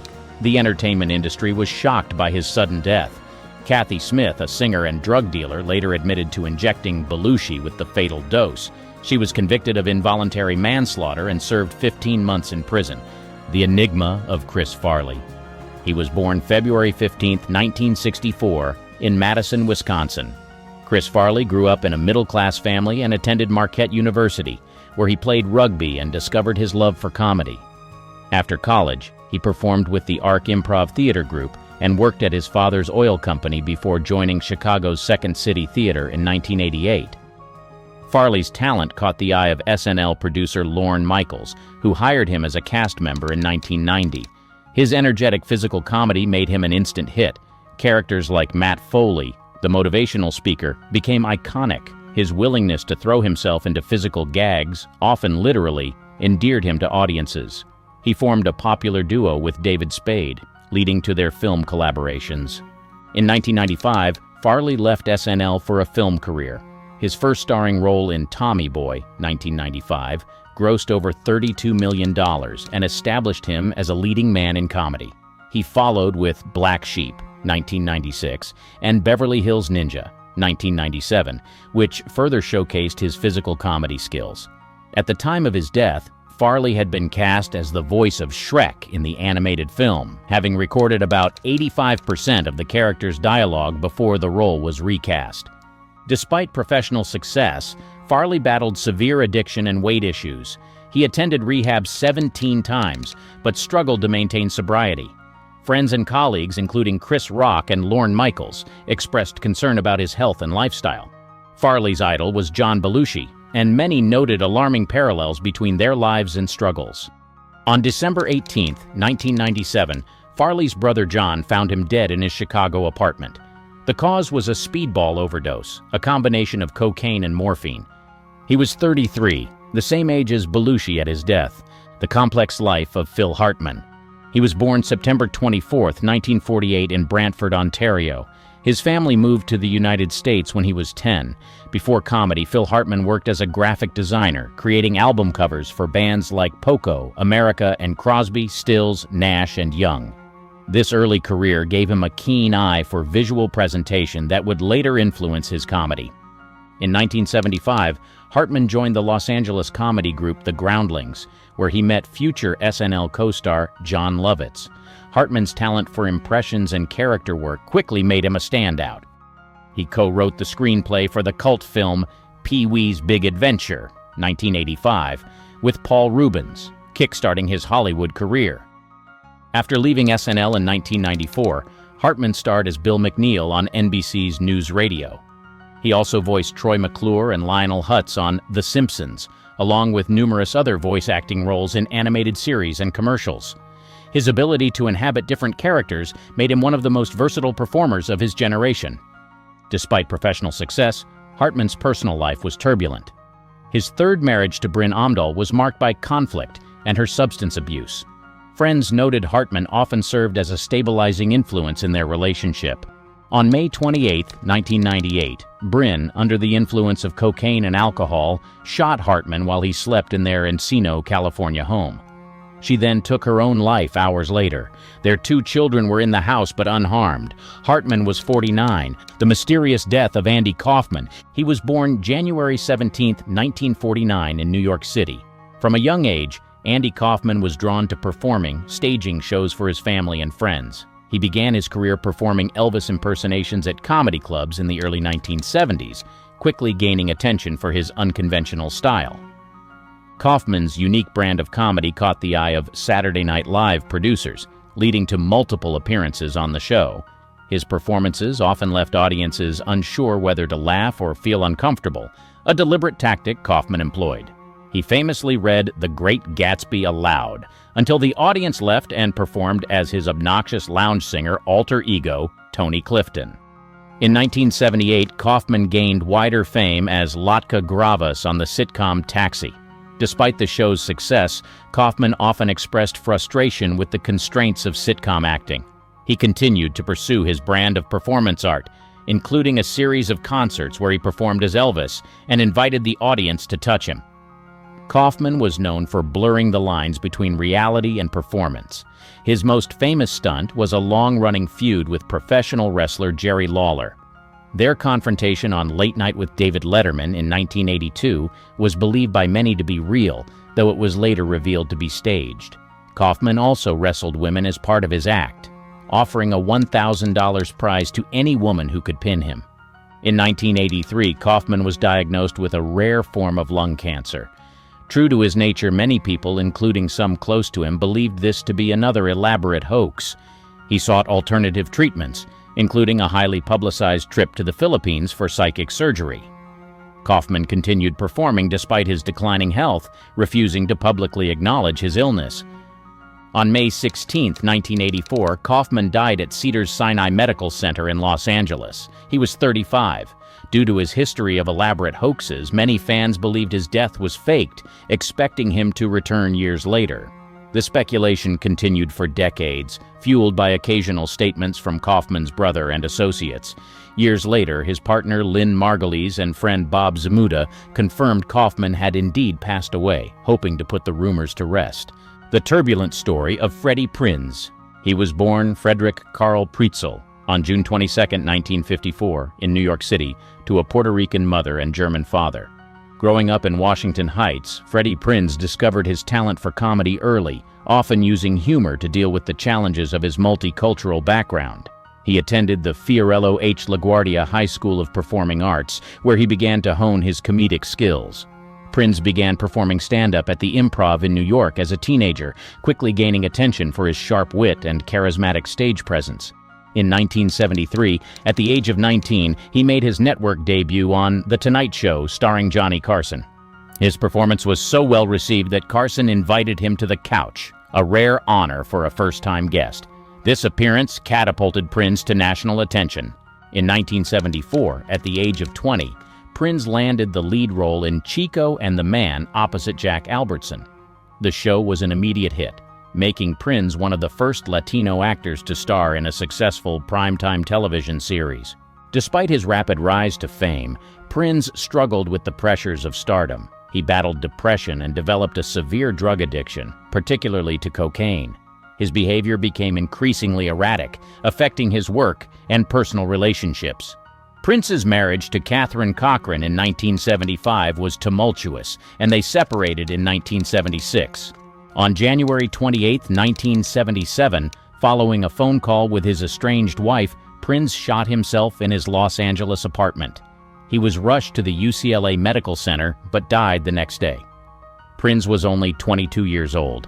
Initially ruled a suicide, a civil case later changed the official cause of death to accidental due to the influence of drugs. Prinze's death shocked the entertainment industry and his fans. He left behind a son, Freddy Prinze Jr., who was less than a year old at the time and later followed in his father's footsteps as an actor. The Haunted Life of Robin Williams. He was born July 21, 1951 in Chicago, Illinois.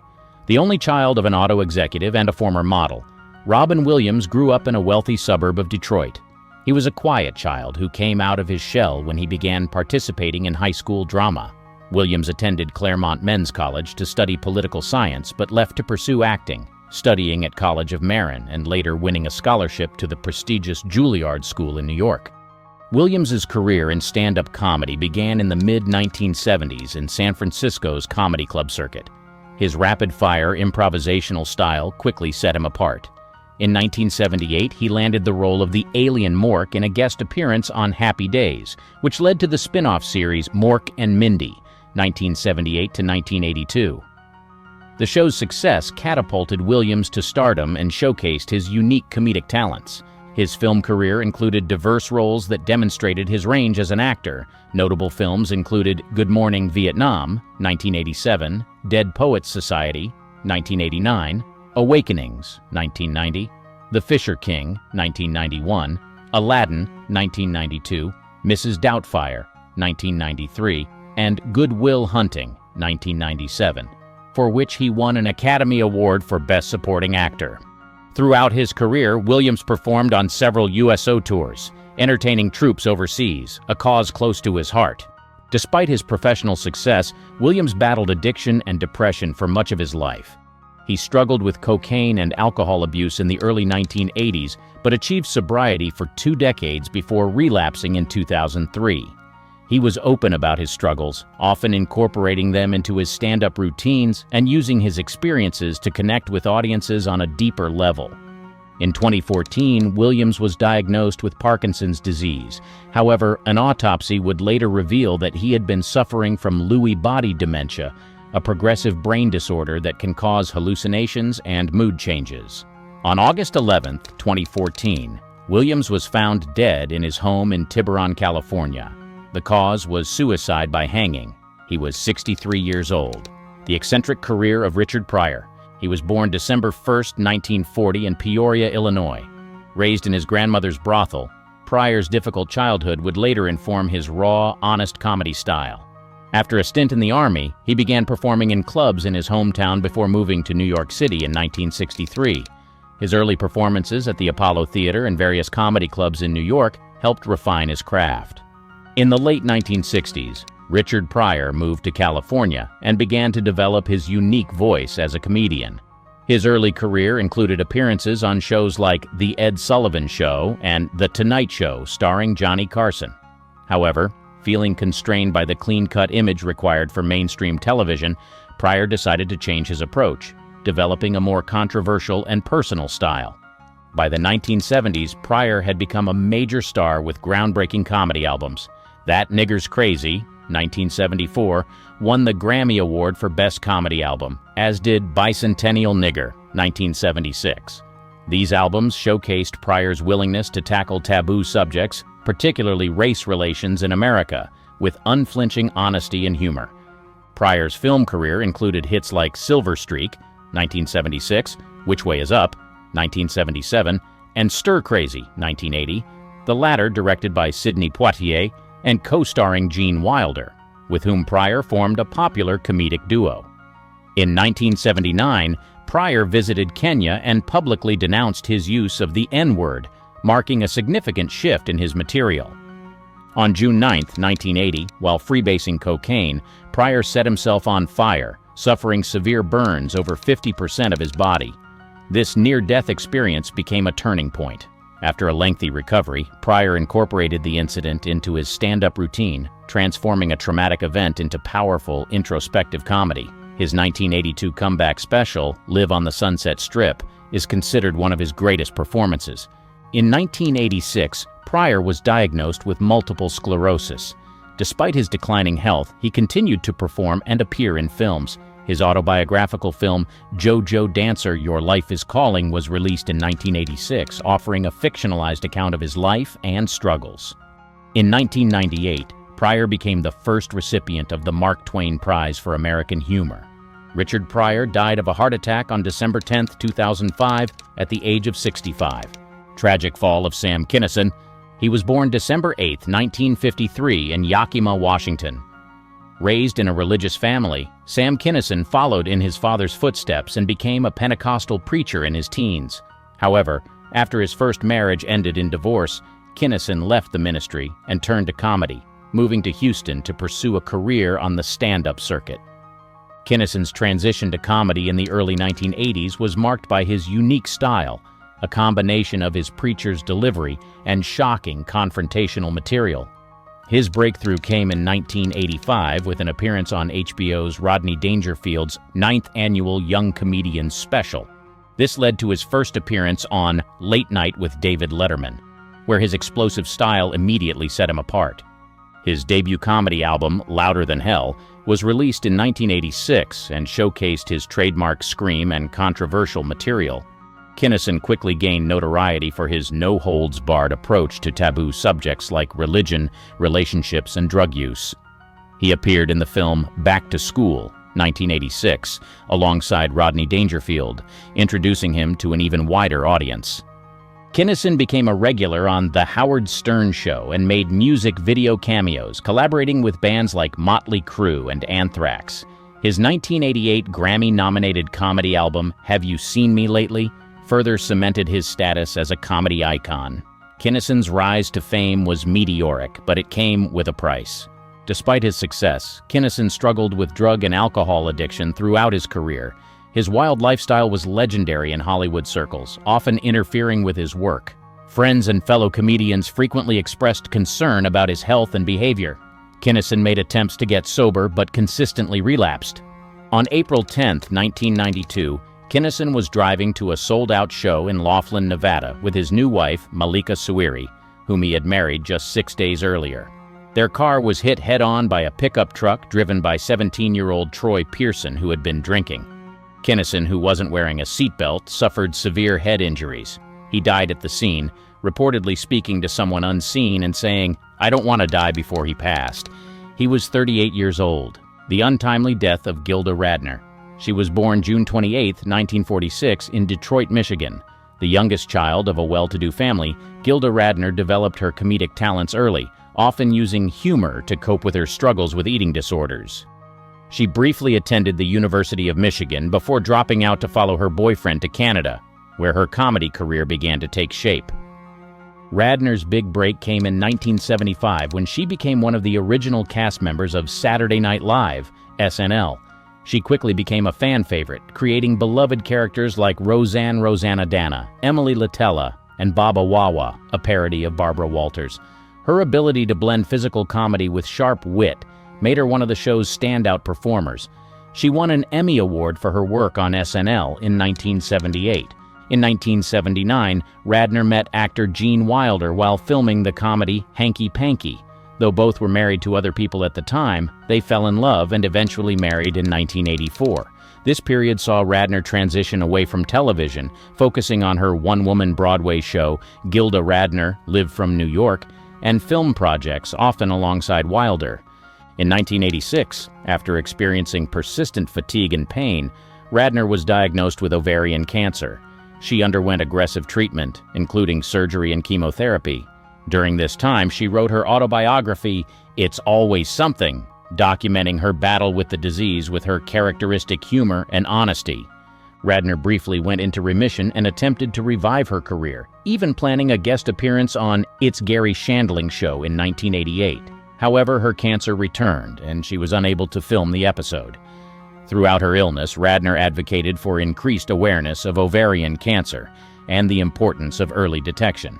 On May 20th, 1989, Radner passed away from ovarian cancer. She was 42 years old. Her death marked the end of a remarkable career that brought joy and laughter to countless fans. Despite her illness, Radner's courage and humor remained steadfast, inspiring many. Her legacy continues to influence comedians and cancer survivors alike, reminding the world of her indomitable spirit and the joy she spread throughout her life. She was the ultimate fantasy. The smoldering eyes, the hourglass curves, the presence that could bring a man to his knees. Sophia Loren wasn't just beautiful, she was also dangerous. The early phases. You know all those girls with pretty faces that just get lucky? Well, that wasn't Sophia Loren.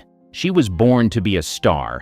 Even as a child, she had this rare, breathtaking beauty that made people stop and stare. Big, mesmerizing eyes, delicate features, and a presence that seemed almost unreal. She wasn't just cute, she was stunning. The kind of girl who looked like she had stepped right out of a painting. But how was she living? Well, let's just say she looked nothing like her background. Sophia was born on September 20th, 1934, in a small clinic in Rome, Italy. Her mother, Romilda Villani, had dreams of being a famous actress, but life had other plans. Her father, Riccardo Ciccolone Murillo, was supposed to be an engineer, but he never really made much of himself. And worse, he refused to marry her mother, just left her to raise Sophia and her little sister Maria with no help, no money, nothing. It's hard to believe that someone as breathtaking as Sophia could grow up struggling, but that was her reality. She and her mother moved to Pozzuoli near Naples, living with her grandmother in a cramped, chaotic home. They barely had enough to get by. But even in poverty, her beauty stood out. People in the town used to whisper about the little girl with the striking eyes and perfect features. Some even called her the most beautiful girl they had ever seen. Her father, though? He wasn't interested. Sophia only met him 3 times in her life, once when she was 5, then at 17, and finally on his deathbed. She later said she forgave him, but that kind of abandonment? It leaves a mark. Even her sister, Maria, wasn't officially recognized by him. And here's the part that would make you cry. When Sophia became famous, she paid him just so Maria could legally have his last name. Imagine that. She also had 2 half-brothers from her father's side, but they were never really part of her life. It was just Sophia, Maria, and their mother, doing whatever they could to survive. But even then, people knew Sophia was special. That face, that presence. She was born to be something bigger. And soon enough, the whole world would know it too.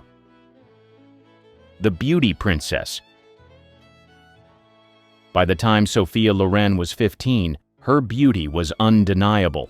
She was already turning heads everywhere she went, so it was only natural that she'd enter a beauty pageant. Competing under the name Sophia Lazzaro, she stepped onto the stage of the 1950 Miss Italia contest, representing the Lazio region as candidate number Dusra. She competed her heart out, and when it was all said and done, she didn't take home the grand title. That went to Anna Maria Bugliari, but she didn't leave empty-handed either.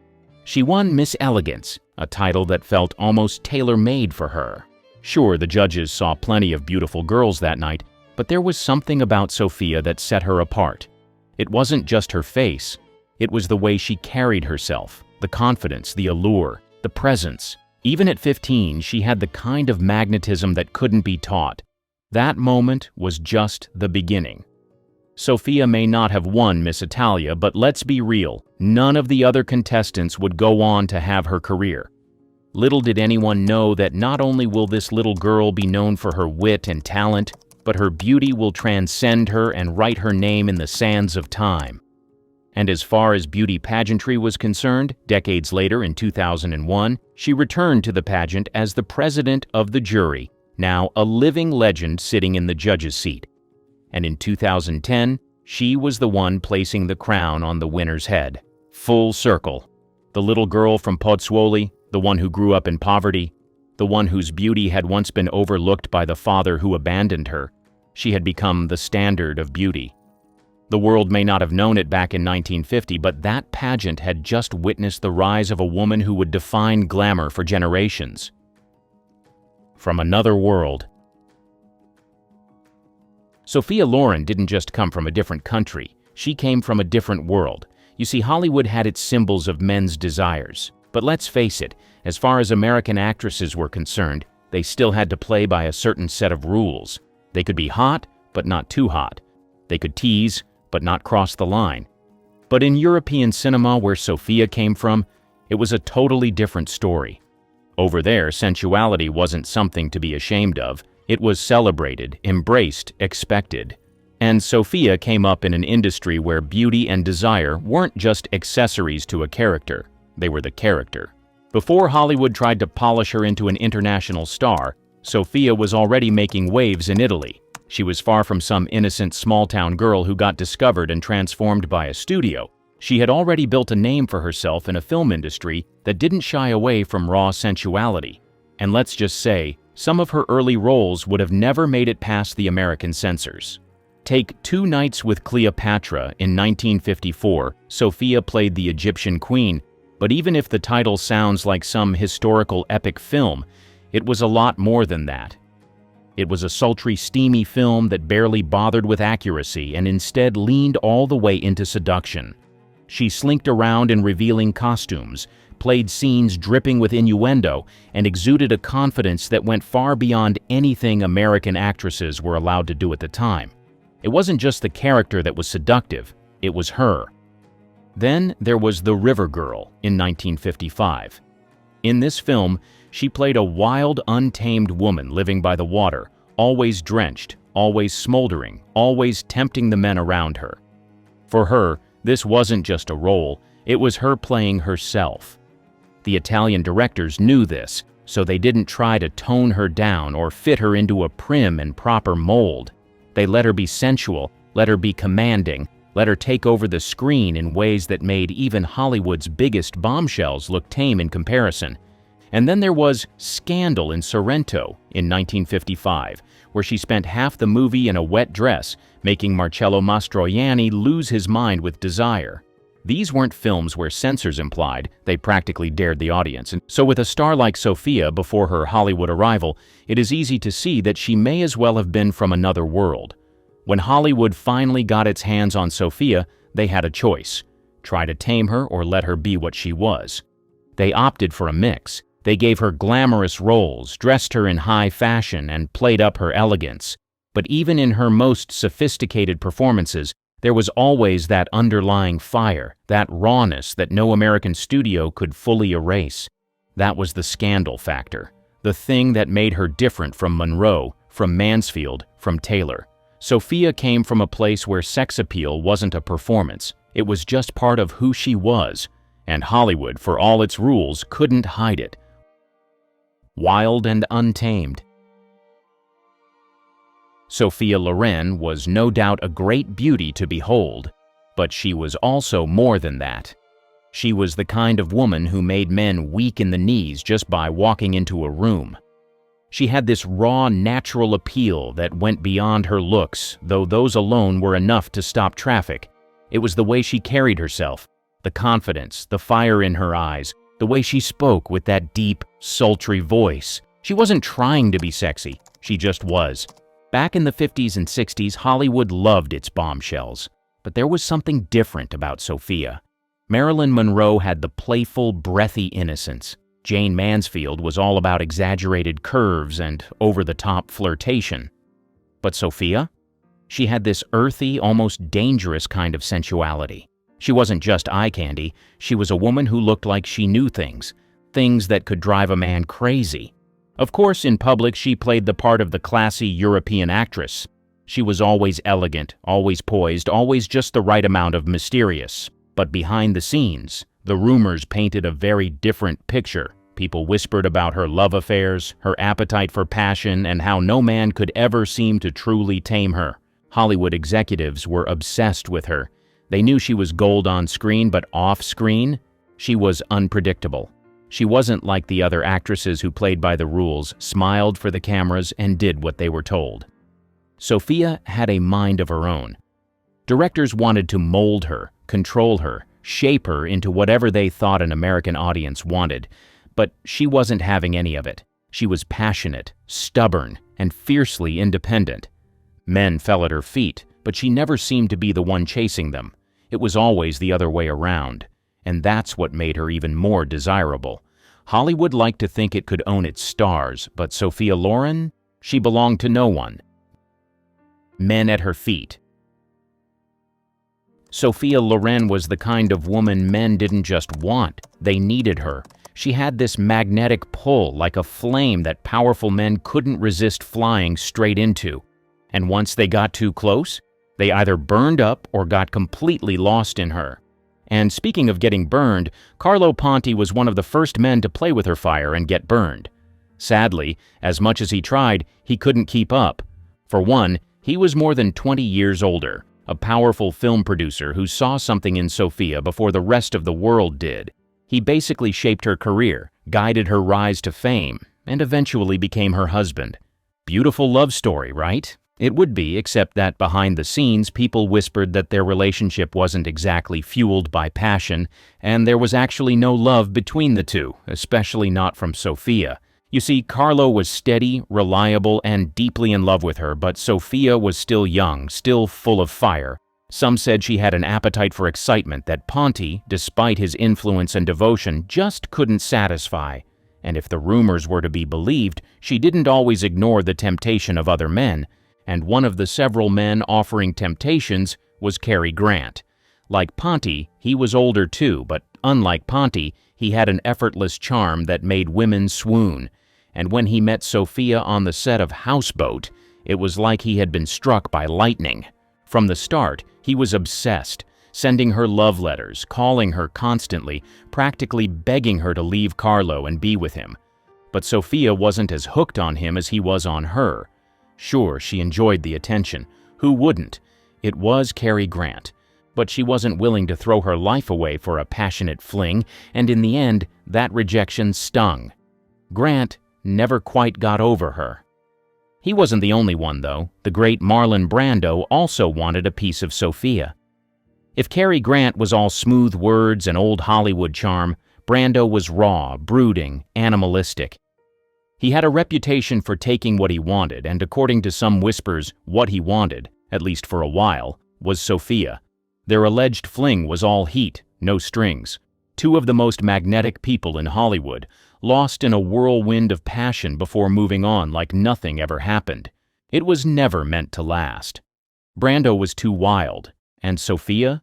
She wasn't the type to be anyone's conquest. Then there was Richard Burton. At the time he wanted Sophia, he was already involved with Elizabeth Taylor, but that didn't stop people from speculating. Was there a rivalry? A secret affair?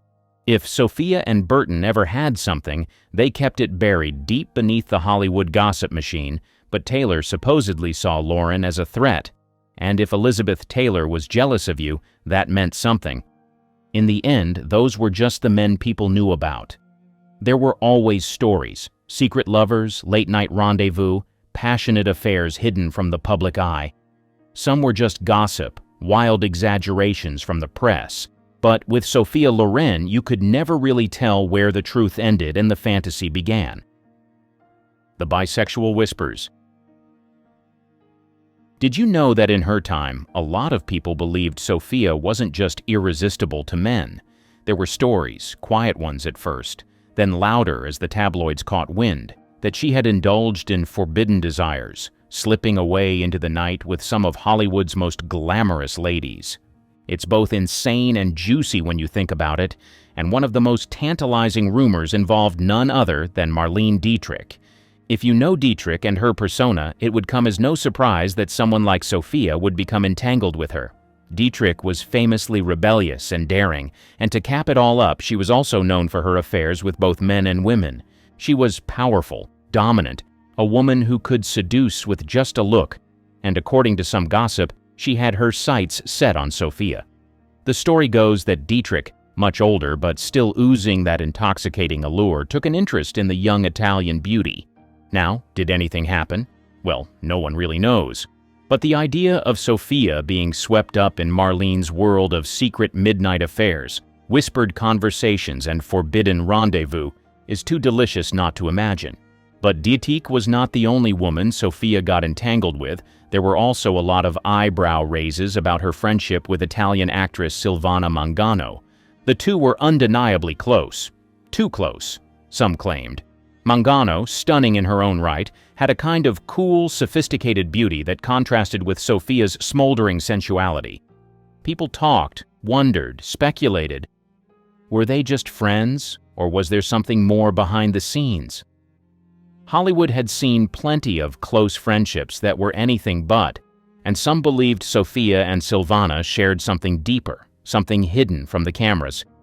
And of course, there were the endless whispers about fleeting moments, run-ins with famous actresses, mysterious vacations with beautiful women, playful touches that lingered just a second too long. The tabloids, always hungry for scandal, printed anything they could get their hands on. Some stories were wild, exaggerated, full of creative flourishes. Others, maybe not so far from the truth. Sophia herself never confirmed any of it. If she had a taste for women, she took that secret to the grave. But the rumors never really went away. Maybe because people wanted them to be true, or maybe because, in the world of Hollywood, where passion burned behind every locked door, anything was possible. The bombshell rivalry. Hollywood was a battlefield for the beautiful, and when it came to Sophia Loren, there were plenty of women who either wanted to be her, outshine her, or take her down a notch. And would you blame them? She had this European mystery, this untamed fire that made her stand out from the classic Hollywood blondes. And as you might imagine, that didn't sit well with some of the other bombshells of the era. And so the rivalry began. One of the most infamous rivalries was with Jane Mansfield. Now, Jane was a whole different kind of symbol. She was loud, over the top, all curves and giggles, practically built for controversy. If Sophia was all about smoldering, effortless sensuality, Jane was about throwing it in your face. And the moment they were in the same room together, the tension was palpable. And this is not just all talk. There was actually a famous incident that highlighted this bitter bombshell rivalry. It all went down at a dinner party where Jane accidentally exposed herself in front of the cameras while sitting next to Sophia. Now, make no mistake, this wasn't just some innocent wardrobe malfunction. Many believed Jane did it on purpose, a calculated move to steal the spotlight from the Italian goddess. And Sophia's reaction, caught forever in that now iconic photo, said everything. Her glare, her pursed lips. It was the look of a woman who knew she was being challenged. Some even claimed Sophia played it cool in public, but behind closed doors, she was furious. Jane was trying to one-up her, and Sophia didn't like being upstaged. Well, as dramatic as that was, Marilyn Monroe is another bombshell that allegedly hated Sophia's guts. By the late 50s, Marilyn was still the reigning symbol of men's desire, but here came Sophia, exotic, fresh, and oozing a sensuality that didn't require a breathy voice or a ditzy act. Hollywood loves a new queen, and some whispered that Marilyn felt threatened. Was Sophia seen as the woman who could dethrone her? The press certainly thought so. Now, there were no public feuds between them, but in an industry where power was measured by the number of heads you turned, there was definitely an unspoken competition. Sophia was younger, had a different kind of appeal, and didn't have the same personal struggles that Marilyn battled behind the scenes. As Marilyn's career began to waver, some say Sophia's rise made it even harder for her to hold on to her title as the ultimate fantasy woman. But what happens when two bombshells clash over a man? Well, this is exactly what went down between Sophia and Elizabeth Taylor. If Sophia had a rival who could match her in pure star power, it was Liz. Elizabeth was stunning, fiery, and just as confident in her ability to make men fall at her feet. The gossip magazines loved to pit them against each other, especially when it came to men. Richard Burton was one of the biggest points of speculation. He was wild, charismatic, and irresistible in that rough, dangerous way. Elizabeth had him, but was Sophia ever in the picture? Some rumors suggested Burton had a wandering eye and that he and Sophia had a flirtation, or maybe more. Whether it was true or not, Elizabeth supposedly wasn't a fan of Sophia, and if Liz didn't like you, you knew it. Hollywood thrived on competition, and when it came to beauty, seduction, and star power, Sophia wasn't just playing the game, she was winning. And if that meant stepping over a few other bombshells along the way, so be it. Nympho or free spirit? So here's the real question. Was Sophia Loren really this insatiable seductress, or was she just a woman who refused to be boxed in? What do you really think? We do know that Hollywood loves its labels. If a man is charming and has a string of lovers, he's a ladies' man. If a woman does the same, she's a nympho, a man-eater, a femme fatale.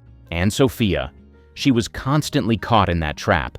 Her beauty was so overwhelming, her presence so magnetic, that people assumed she had to be this wild, untamed creature behind closed doors. But the truth? Well, it's a little more complicated. Yes, there were whispers about her so-called insatiable appetite, about how men fell at her feet, about how she was supposedly impossible to resist. But then on the other hand, she had a rock-solid, decades-long marriage to Carlo Ponti. They weren't some Hollywood disaster couple burning out in a storm of scandals and affairs. They lasted. That's not exactly the behavior of a woman who couldn't be satisfied. So where did all the rumors come from? A lot of it was just classic Hollywood myth-making. The media saw this stunning, curvy Italian goddess and needed to turn her into a larger-than-life fantasy. Tabloids ran with every little whisper, every alleged affair, every suggestive glance. Did she have lovers? Maybe. But was she the ravenous, uncontrollable seductress that people painted her as? That's a different story. At the end of the day, maybe she wasn't a nympho at all. Maybe she was just a woman who knew what she wanted, who didn't let society's rules dictate how she lived, who embraced her beauty and power without shame. And for some people, especially in the rigid, male-dominated world of old Hollywood, that was scandalous enough. What happens when the cameras stop rolling and the applause fades away? At 90, Sophia Loren guards a secret life that's far from the fairy tale we imagined. Here's a cinematic icon's fall from grace, a cautionary tale of fame's fleeting nature and the cruel hand of time, early stardom. Sophia Loren entered the world on September 20th, 1934 in Rome. Sophia Villani Ciccolone's early years were marked by hardship. World War II ravaged Italy and food scarcity was a daily reality. The future star often went to bed hungry, a memory that would stay with her throughout her life. At 15, Sophia's fortunes began to change. She entered a beauty pageant in Naples, and while she didn't win, she caught the eye of Carlo Ponti, a film producer 22 years her senior. Ponti saw potential in the young beauty and became instrumental in launching her career. 1950 marked Sophia's film debut with a small role in Quo Vadis. Over the next few years, she appeared in several Italian films, honing her craft. Her breakthrough came in 1953 with Aida, where she played the title role. Critics began to take notice of the rising star. 1954 proved to be a pivotal year. Sophia starred in The Gold of Naples, directed by Vittorio De Sica. This film not only put her on the map, but also marked the beginning of a long and fruitful collaboration with De Sica. It was during this period that Sophia Ciccolonie became Sophia Loren, a name that would soon be known worldwide. The roles kept coming. Too Bad She's Bad, 1954. The Sign of Venus, 1955. And Lucky to Be a Woman, 1956. All showcased her talent and growing star power. By the end of the 1950s, she had become Italy's biggest star, with Hollywood knocking at her door. In 1957, Loren made her Hollywood debut in Boy on a Dolphin. The film introduced her to American audiences and marked the beginning of her international career. However, stardom came at a price. Long hours on set, constant public scrutiny, and the pressure to maintain her image took their toll. Despite the challenges, Loren thrived. She once remarked, "Mistakes are part of the dues one pays for a full life." This philosophy seemed to guide her through the ups and downs of her burgeoning career. As the 1950s drew to a close, she stood on the brink of global superstardom, ready to take on the challenges and triumphs that lay ahead. Hollywood breakthrough.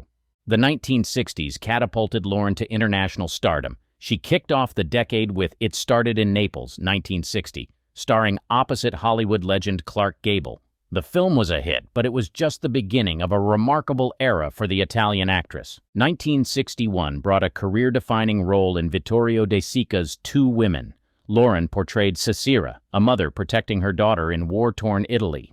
The gritty, dramatic role was a departure from her glamorous image, and it paid off in spades.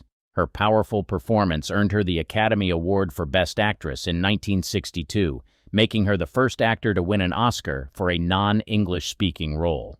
This historic win opened doors, but also presented new challenges. Loren's move to America wasn't smooth sailing. She struggled with the language barrier and the fast-paced Hollywood lifestyle.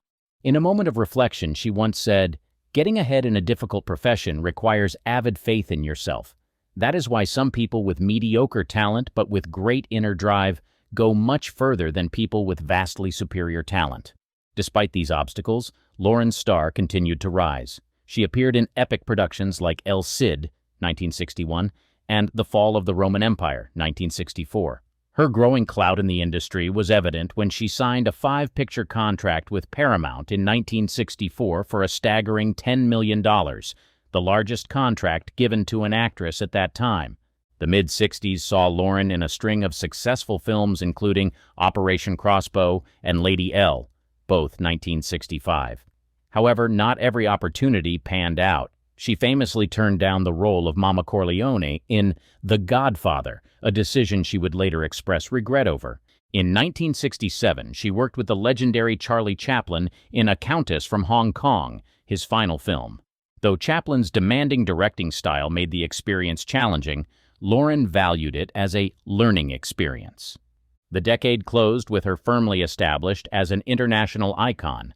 Her reunion with Marcello Mastroianni and De Sica for Sunflower, 1970, reinforced her status as a global star.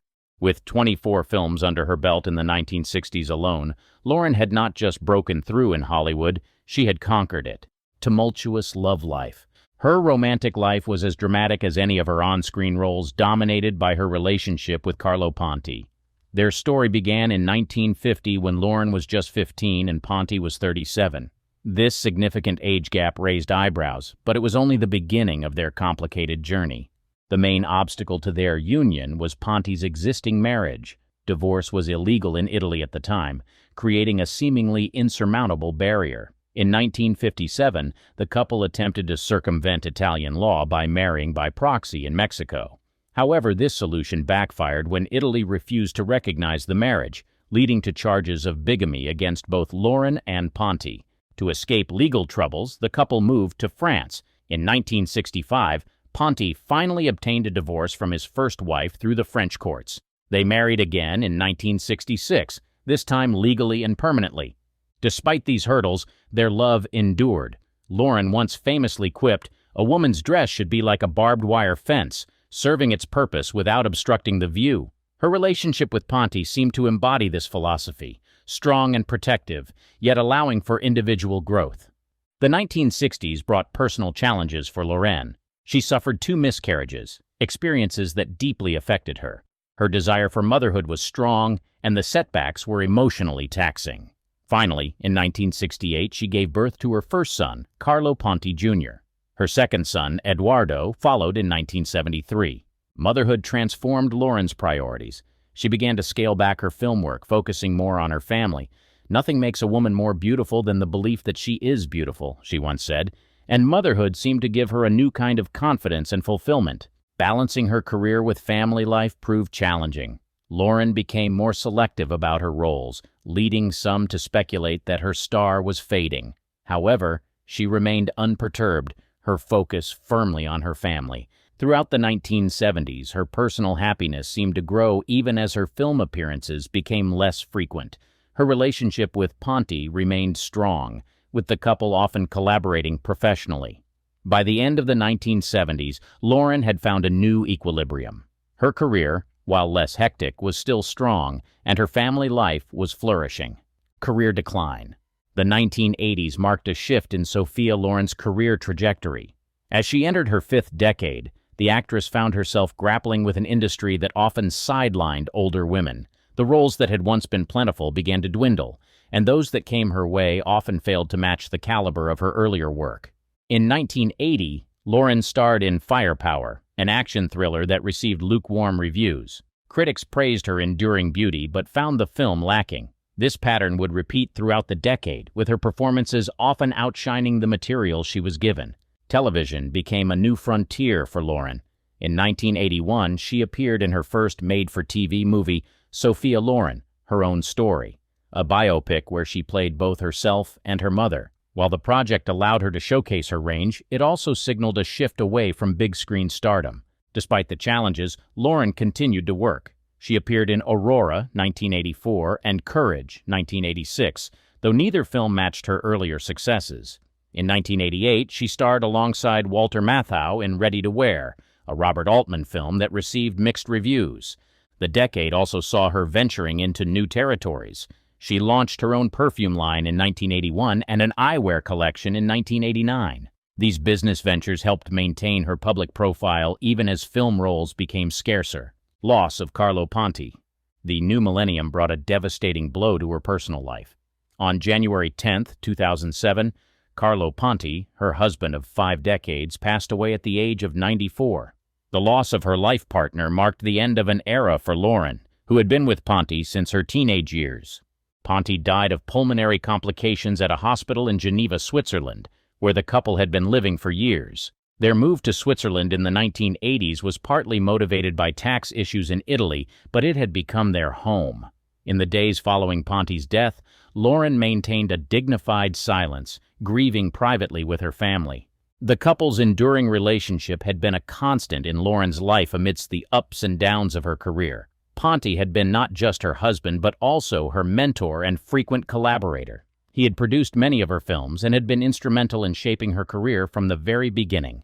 In a rare interview following Ponti's death, Loren reflected on their relationship. "I was very young when I met Carlo. I knew immediately he was the right man for me. He taught me everything. He was my master, my lover, my father, my friend." The loss left a void in her life that was palpable.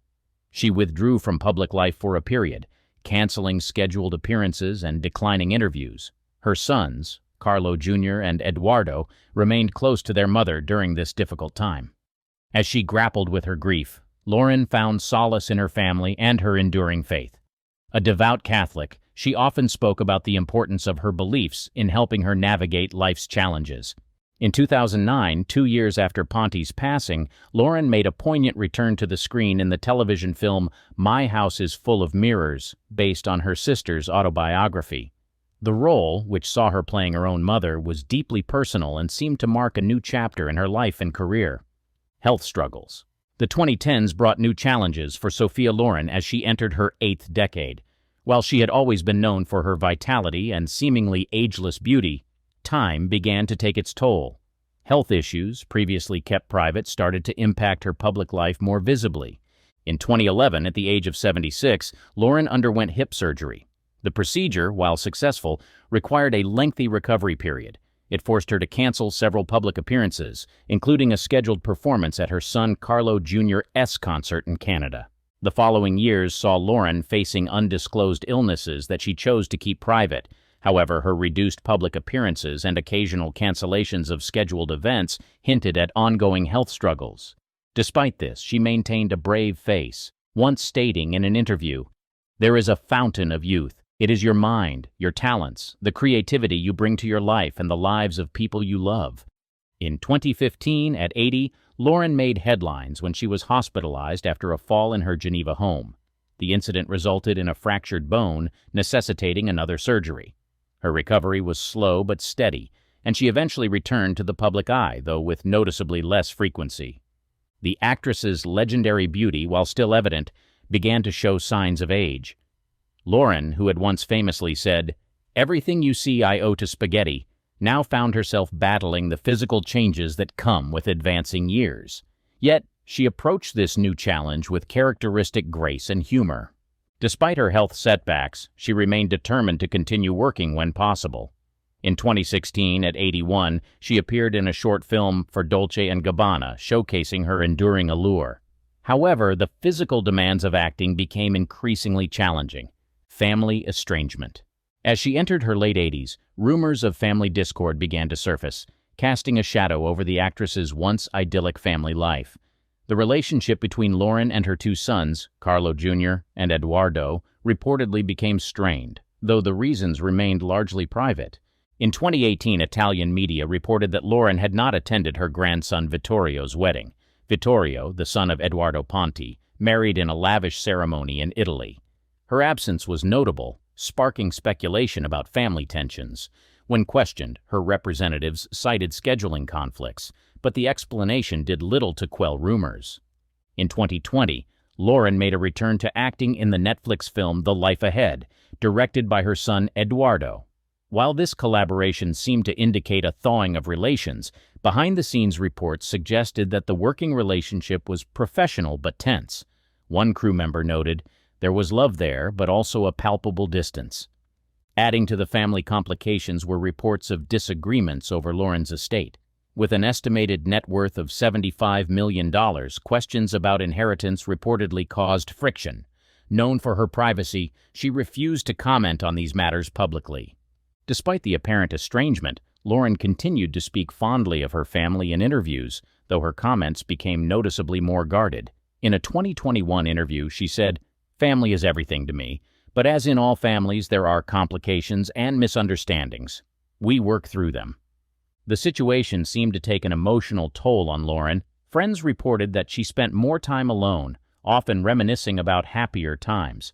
One longtime friend said, "Sophia is strong, but this separation from her family hurts her deeply. She never imagined her twilight years would be like this." Financial woes. Despite a career spanning over 6 decades and a reputation as one of cinema's greatest icons, Sophia Loren's financial situation in recent years has reportedly become precarious. The stark contrast between her glamorous past and current circumstances has shocked many fans and industry insiders alike. In 2022, Italian financial magazine Il Sole 24 Ore reported that Loren's fortune had dwindled significantly. While exact figures are hard to confirm due to her intensely private nature, estimates suggest her net worth has dropped from a peak of around $75 million to less than $10 million. This decline has been attributed to a combination of factors, including poor investments, legal battles, and the increasing costs of maintaining her lifestyle. One significant blow came from a protracted legal dispute with Italian tax authorities. In 2013, Loren won a nearly 40-year battle over alleged tax evasion from 1974. While this victory cleared her name, the legal fees reportedly took a substantial toll on her finances. Adding to her financial strain, some of Loren's real estate investments have underperformed. A source close to the actress revealed, "Sophia invested heavily in property during the 1980s and 1990s, but several of these investments have lost value over time. The maintenance costs alone have been a drain on her resources." Loren's reduced income from acting has also contributed to her financial challenges. As roles became scarcer with age, her once substantial earning power diminished. Her last major film, The Life Ahead, 2020, while critically acclaimed, did not command the hefty paycheck of her prime years. Reports suggest that she has been forced to downsize, selling off some of her properties and valuable possessions. A Christie's auction in 2024 featured several pieces of jewelry and art from her personal collection, further fueling speculation about her financial state. Despite these challenges, Loren has maintained her dignity and grace. Friends say she's adapted to a simpler lifestyle, focusing on what truly matters to her: isolation and loneliness. In recent years, Sophia Loren's life has taken a turn towards seclusion, a stark contrast to the vibrant social life she once led. Now approaching her 90s, the iconic actress spends most of her time in her Geneva apartment, rarely venturing out into the public eye. Reports from 2022 suggest that her circle of friends has significantly diminished. Many of her contemporaries have passed away, leaving her feeling increasingly isolated. A close friend, speaking anonymously, revealed, "Sophia misses the camaraderie of her Hollywood days. She often talks about Cary Grant and Marcello Mastroianni, feeling like a relic of a bygone era." Loren's withdrawal from public life became more pronounced following a fall in her home in 2021. The incident left her wary of public appearances, fearing another accident. Her last major red carpet appearance was in 2020, at a special screening of The Life Ahead in Rome. Despite her isolation, Loren has attempted to stay connected with the world. In 2021, she joined social media, sharing occasional glimpses of her life with fans. However, her posts are infrequent and often managed by her staff, providing little real interaction. The COVID-19 pandemic exacerbated Loren's isolation. Already cautious due to her age, the global health crisis forced her into stricter seclusion. A neighbor in Geneva noted, "We used to see her taking short walks in the garden, but even that stopped during the lockdowns. It's been hard for her." Her loneliness is compounded by her strained family relationships. While she occasionally speaks with her sons via video calls, in-person visits have become rare. In a poignant moment during a 2023 interview, Loren admitted, "The silence in my home is sometimes deafening. I miss the chaos of a full house." Despite these challenges, she tries to maintain her spirits. She spends time reading, watching classic films, and occasionally painting, a hobby she picked up in her later years. Her housekeeper of 30 years, Maria, remains a constant presence, providing companionship and care. In her solitude, Loren often reflects on her extraordinary life. As she told an Italian magazine in early 2024, "I've lived 1,000 lives in one lifetime. Now, in the quiet, I revisit those memories. They keep me company when the world feels far away." A bittersweet life. As Sophia Loren turns 90 in 2024, she finds herself in a contemplative mood, looking back on a life filled with extraordinary highs and profound lows. Despite her reduced public presence, she agreed to a rare interview with an Italian journalist to mark this milestone. 90 years, Loren mused, her voice carrying the weight of her experiences. "It seems impossible, and yet here I am. I've outlived so many of my contemporaries. It's a blessing and a burden." Reflecting on her career, she expressed both pride and a hint of regret. "I achieved more than that little girl from Pozzuoli ever dreamed possible," she said. "But there were roles I wish I had taken, challenges I wish I had embraced." She specifically mentioned turning down the role of Mama Corleone in The Godfather, a decision she still questions. Loren's thoughts often turn to her late husband, Carlo Ponti. "Carlo was my anchor," she revealed. "Without him, I sometimes feel adrift."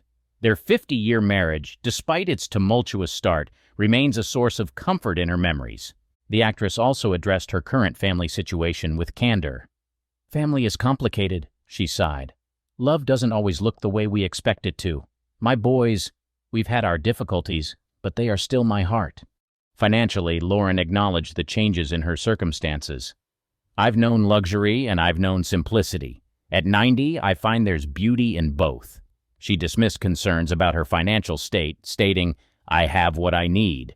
Looking to the future, she remained characteristically resilient. "I may not be as active as I once was, but I'm still here, still curious about the world." She mentioned a possible memoir, saying, "There are still stories I'd like to tell, in my own words." As the interview concluded, Loren offered a piece of wisdom gained from her 9 decades. "Life is long if you know how to use it. I've had moments of great joy and deep sorrow, but I regret nothing. Every experience has made me who I am." There is no telling what people are up to behind closed doors when no one is watching. But when it comes to the Hollywood stars on this list, there is no doubt that the golden age of Hollywood had its fair share of nastiness and pure lust. From being intimate with both men and women, to openly admitting seeking help from the nympho addiction, some of these stars knew they had a problem. But for others, they hid behind the veil of marriage. Regardless, they all had the same thing in common. They simply could not resist a good time in the sheets. Pamela Anderson. This amazing star has never been one to hold back when it comes to talking about her love life. Back in her younger days, she admitted in an interview that her libido was, in her words, uncontrollable. And honestly, it's not hard to see why people took notice. She wasn't just famous for her role on Baywatch, but also for her high-profile relationships with rock stars like Tommy Lee and Kid Rock. Even as she got older, Pamela didn't shy away from the subject. She embraced her image as a sensual symbol and kept things playful, sharing that she still enjoyed adding a little spice to her relationships. Her openness about physical intimacy and love has kept her in the spotlight as one of the most talked-about stars when it comes to libido. But here's the thing. Pamela's carefree and unapologetic attitude about her sexuality isn't just a phase or an act. It's been a core part of who she is from the start. She's never let society's expectations box her in, and that's probably why fans have always been so fascinated by her. Love her or not, you've got to admit, Pamela Anderson has always danced to the beat of her own drum. Vivien Leigh. She was far more complex than the glamorous image she portrayed on screen as Scarlett O'Hara. Beneath the surface of her dazzling career lay a life filled with personal struggles, heartbreak, and battles that would have overwhelmed many. Her relationships were often a focal point for public gossip, particularly her well-known affairs with co-stars like Robert Taylor and Peter Finch, even during her marriage to Laurence Olivier. While the tabloids painted her as scandalous, the truth of her life was far more nuanced and deeply human. Vivien's real challenge wasn't the judgment of others. It was the battle within herself. She suffered from bipolar disorder, a condition that was poorly understood at the time. It led to extreme mood swings that impacted her relationships, career, and overall well-being. Her struggles became even more pronounced after a devastating miscarriage in 1945, an event that many believe intensified her emotional pain and left scars that never fully healed. Her health challenges didn't stop there. The book, Reframing Vivien Leigh, details how she suffered from illnesses throughout her life, which added another layer of difficulty to an already turbulent existence. These health issues, along with the rumors and speculation they stirred, created an image of a troubled star in the public eye. But behind the headlines was a woman fighting battles most would never understand. Despite it all, Vivien remained remarkably resilient. She continued to pour herself into her craft, delivering performances that captivated audiences and cemented her place in cinematic history. On stage and screen, she exuded a magnetic presence that few could match, even as she wrestled with her inner demons. Elizabeth Taylor. Her love life was always making headlines, and for good reason. She got married 8 times, to 7 different men, and didn't hold back when it came to following her heart. The press loved to slap labels on her, calling her everything from unpredictable to wild, especially when her romance with Richard Burton hit the scene. That relationship was Hollywood drama at its peak. Both Elizabeth and Richard were married to other people when their affair started, which only added fuel to the media frenzy. But their connection was undeniable, and their on-again, off-again romance became one of the most talked-about love stories of all time. They had fiery arguments, grand reunions, and moments so passionate they could have been straight out of one of their movies. The thing about Elizabeth, though, is she never apologized for living her life the way she wanted. She once said, "I don't regret anything I've ever done," and she meant it. She wasn't about to let public opinion dictate how she lived or who she loved. Elizabeth Taylor wasn't just a star, she was a force of nature. She loved deeply, made bold choices, and owned every moment of it. That's what made her unforgettable, not just her beauty or talent, but the way she lived life on her terms. Rita Hayworth. Her love life was just as adventurous as her Hollywood career. Known for her beauty and elegance, she had a magnetic charm that made her one of the most sought-after stars of her time. But Rita's personal life was as dramatic as any of her films, filled with passion, heartbreak, and headline-making romances. She was married 5 times, each relationship capturing public attention in its own way. Her second husband, Orson Welles, was a creative genius, best known for Citizen Kane. Together, they were seen as a power couple, blending Hollywood glamour with artistic brilliance. But their marriage was far from perfect, and like many of her relationships, it didn't last. Then came Prince Ali Khan, the dashing son of the Aga Khan. Their affair caused an international stir. Rita was already a massive star, and Ali was one of the most eligible bachelors in the world. When they got married, it seemed like a real-life fairy tale, the movie star and the prince. But even that storybook romance had its troubles. Their relationship was marked by intense highs and lows, and they eventually divorced. Rita wasn't just someone who fell in love. She dove headfirst into it, living with passion and following her heart wherever it led her. But that kind of intensity came with its challenges. She once said, "Every man I knew fell in love with Gilda and woke up with me," referring to her famous role in the movie Gilda. It was a bittersweet reflection on how people often saw her as the glamorous character on screen rather than the real woman behind it. Beyond the rumors and gossip, Rita Hayworth was a deeply human figure. She loved fiercely and openly, and she carried herself with grace even when things didn't work out. While her personal life was far from smooth, it's also what made her so relatable. Warren Beatty. While his career took off after the Golden Age, his romantic life was just as much a part of his legend as his acting. He was known for dating some of the biggest stars of the time, with his list of lovers reportedly numbering in the hundreds. Beatty didn't just have a few flings. He was deeply involved with many women, including major names like Natalie Wood, Julie Christie, and even Madonna in the 80s. His charm and looks kept him in the headlines, but it was his personality that really fueled the gossip. Beatty had a reputation for being confident and captivating, always able to win over whoever he set his sights on. His romantic relationships often became public spectacles, and he was rarely far from the tabloids. For years, he seemed to live in the spotlight, balancing his acting career with a relentless pursuit of romance. Despite his womanizing reputation, Beatty eventually settled down with actress Annette Bening, a move that surprised many who had grown used to his bachelor lifestyle. But even then, the stories of his past relationships continued to follow him, ensuring that his place in Hollywood history was as much about his personal life as it was about his films. Marlon Brando. Known not just for his incredible acting, but also for his wild, unpredictable love life. With his smoldering looks and undeniable talent, Brando quickly became a heartthrob, but his personal life was as intense as his performances on screen. He had numerous relationships with both men and women, making headlines for his openness and rebellious nature. Brando wasn't shy about his romantic interests, and over the years he fathered 11 children with different partners. His love life was as complicated and unpredictable as his roles, with many ups and downs. From his passionate relationships to his unorthodox lifestyle, Brando lived life on his own terms, constantly challenging Hollywood norms.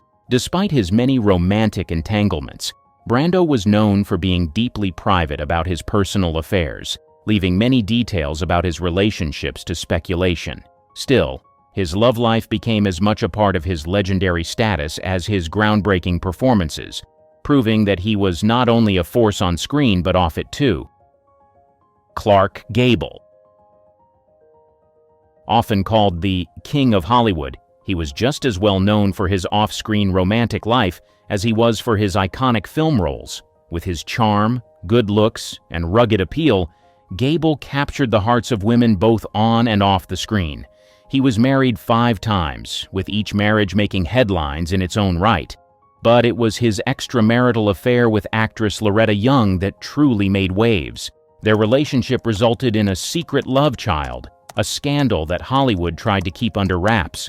Despite their affair happening while they were both married to other people, Young kept the child's existence a secret for many years, with Gable only acknowledging his daughter much later in life. This secret love affair and its fallout added a layer of complexity to Gable's otherwise polished public image. Gable's love life was often filled with drama, but it only added to the mystique of his public persona. His relationships were just as intense as his famous roles, and the stories behind them became as much a part of his life as the films that made him a legend. Zsa Zsa Gabor. A lot of people will go to great lengths to hide who they really are, especially when the rest of the world around them will not accept it. But not Zsa Zsa Gabor. This woman was bold, fearless, and unapologetic about her free-spirited lifestyle. With a personal life that kept the tabloids buzzing and known for her 9 marriages, she certainly wasn't shy about her love life. Each of her marriages seemed to be more high-profile than the last, and her relationships were often just as public.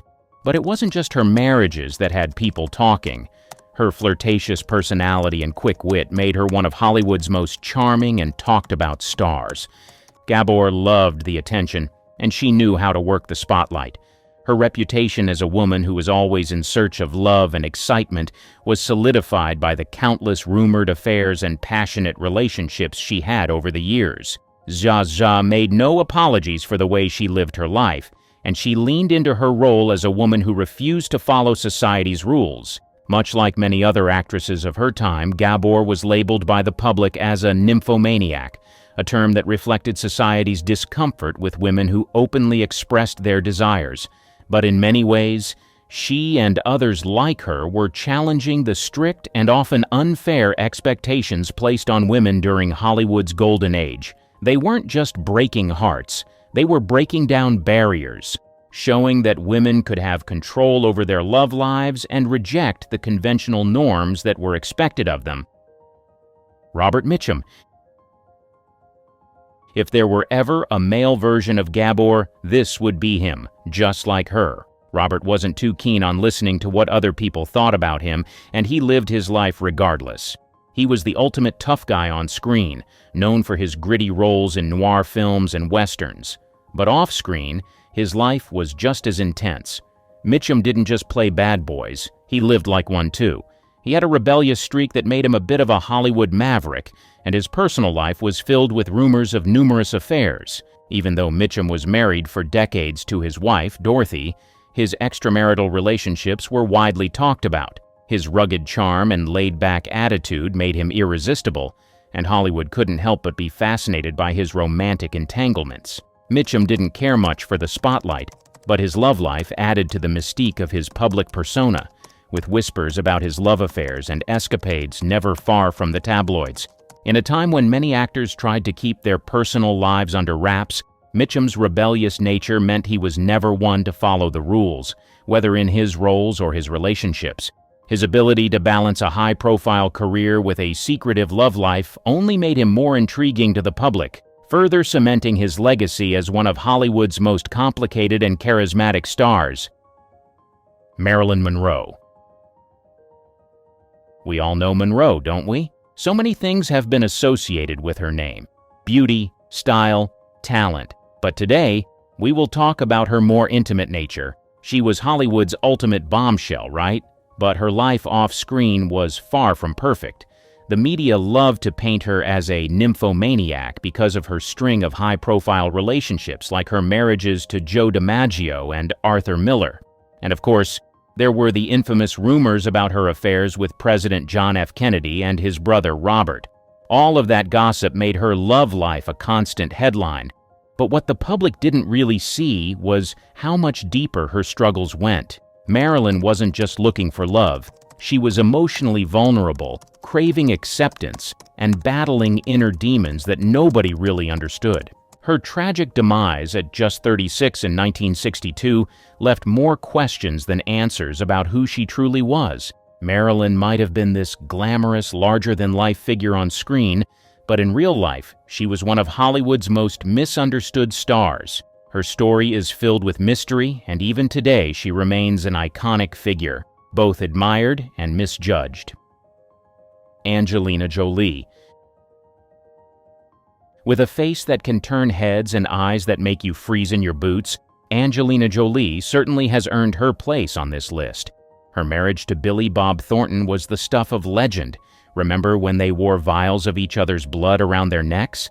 It was a relationship that constantly made headlines, especially since they were so open about their love life, often discussing it in interviews. Jolie's relationships have always sparked a lot of attention, largely because of her undeniable chemistry with her partners. Former lovers have shared stories about her adventurous side, like her love of incorporating knives into her intimate moments, which only added fuel to the media fire. While these days, Jolie focuses more on humanitarian work and raising her kids, her earlier reputation as a passionate, wild lover still follows her. That part of her story has become just as much a part of her public image as her acting career.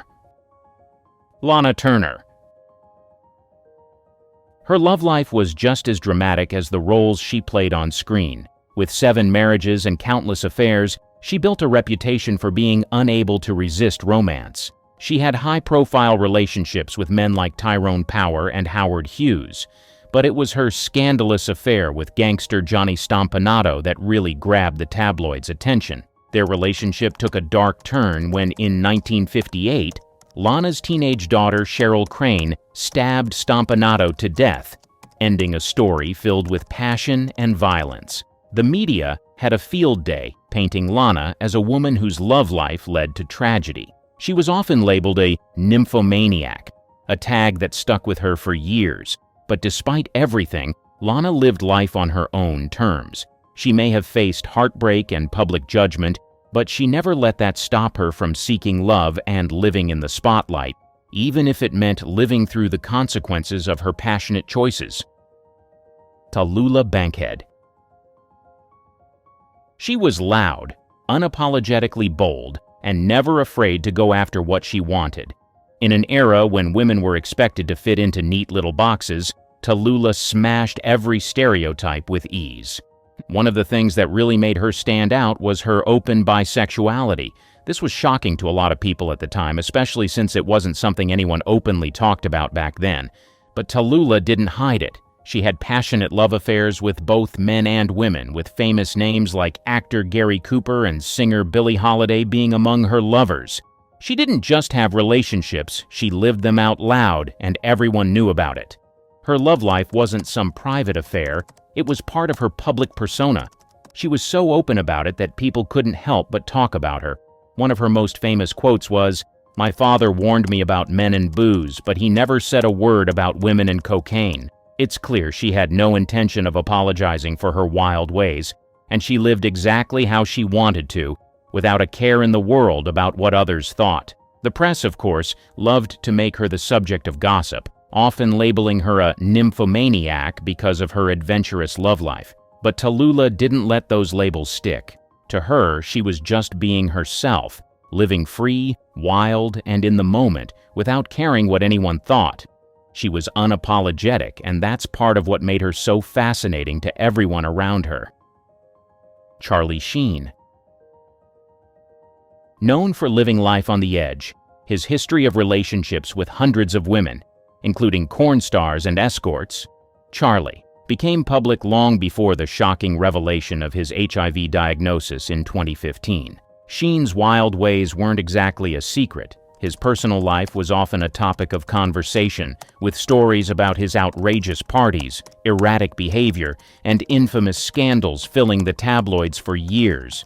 Even after learning of his HIV diagnosis, Sheen didn't slow down. He continued living the same hedonistic lifestyle, partying hard and engaging in reckless behavior despite the consequences. This led to massive public backlash, with many criticizing him for not taking his health and responsibilities seriously. But even with all the controversy, Sheen remained one of the most talked about figures in Hollywood. His behavior often overshadowed his acting career, but he was still able to stay relevant, proving just how much controversy seemed to follow him wherever he went. Despite all the ups and downs, Charlie Sheen's name was always in the spotlight. Whether it was for his role in 2.5 Men, his dramatic breakdowns, or his headline-grabbing personal life, Sheen was one of those celebrities who couldn't escape the constant buzz around him, good or bad. His story is a prime example of how scandal and fame often go hand in hand in the world of Hollywood. Michael Douglas. He was one of Hollywood's biggest stars and shocked fans in the 1990s when he admitted to seeking treatment for bedroom addiction. Known for his smooth charm and being a ladies' man, Douglas had always been in the public eye for his high-profile relationships and romantic escapades. His first marriage ended in part because of his infidelity, and the tabloids were filled with stories about his flings. It seemed like his personal life was just as dramatic as his Hollywood career. But over time, Douglas opened up about his struggles. In the 1990s, he revealed that his issues went beyond just the thrill of being with women. It was more complex than that. He admitted that his addiction was just a part of a bigger picture of personal challenges he was facing, and he made the brave decision to seek help. This was a side of Douglas fans had never really seen, and it showed a more vulnerable, honest side of the actor. Through all of this, Douglas found stability in his marriage to actress Catherine Zeta-Jones. She stood by him through thick and thin, including some of the toughest moments in his life. When he was diagnosed with throat cancer, it was Catherine's support that helped him fight through it. Their relationship proved to be a rock for him, and it gave him a foundation he hadn't had before. Despite the public struggles and battles, Michael Douglas didn't let those define him. His career continued to thrive, with him taking on major roles and continuing to cement his place as a Hollywood icon. It was clear that while his personal battles had been tough, they didn't overshadow his talent or his legacy in the entertainment world. He became an example of someone who could overcome their demons and still come out on top, proving that everyone has their challenges, but it doesn't have to define who you are or what you do. Good evening, ladies and gentlemen. Tonight, live from the Las Vegas Desert Inn and Stardust, the Ed Sullivan Show. What do you get when a stickler for rules and morals like Ed Sullivan meets a free-spirited singer who wants creativity freedom?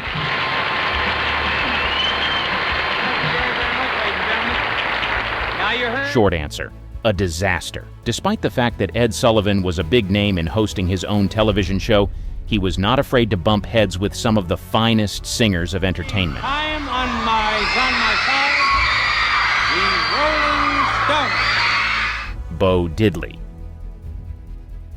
He was a pioneering figure in the world of rock and roll, known for his distinctive rhythm and innovative guitar work. Born Ellis McDaniel, Diddley carved out a unique niche in the music industry with his infectious beats and dynamic stage presence. But when he and Ed Sullivan came face to face, the host hated the singer's guts, and this is why. In 1955, Bo Diddley was invited to perform on The Ed Sullivan Show, a highly prestigious platform that offered artists unparalleled exposure to a broad audience. This invitation was a significant opportunity for any performer, as the show was a mainstay of American television and a critical gateway to mainstream success. However, the appearance would become a memorable and somewhat controversial episode in Diddley's career. Prior to his scheduled performance, Bo Diddley was instructed to play 16 Tons, a popular song of the time originally performed by Tennessee Ernie Ford. The song, with its soulful lament about the struggles of coal miners,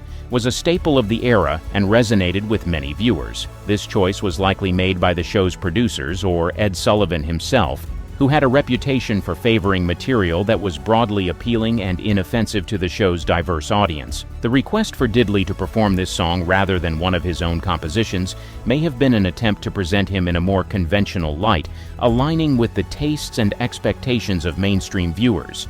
However, when Bo Diddley took the stage, he made an unexpected decision.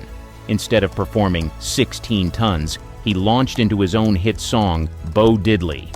This track was vibrant and full of life, featuring the characteristic Bo Diddley beat that would become iconic. It was a bold choice, reflecting Diddley's commitment to his artistic identity and his desire to showcase the music that defined him as an artist.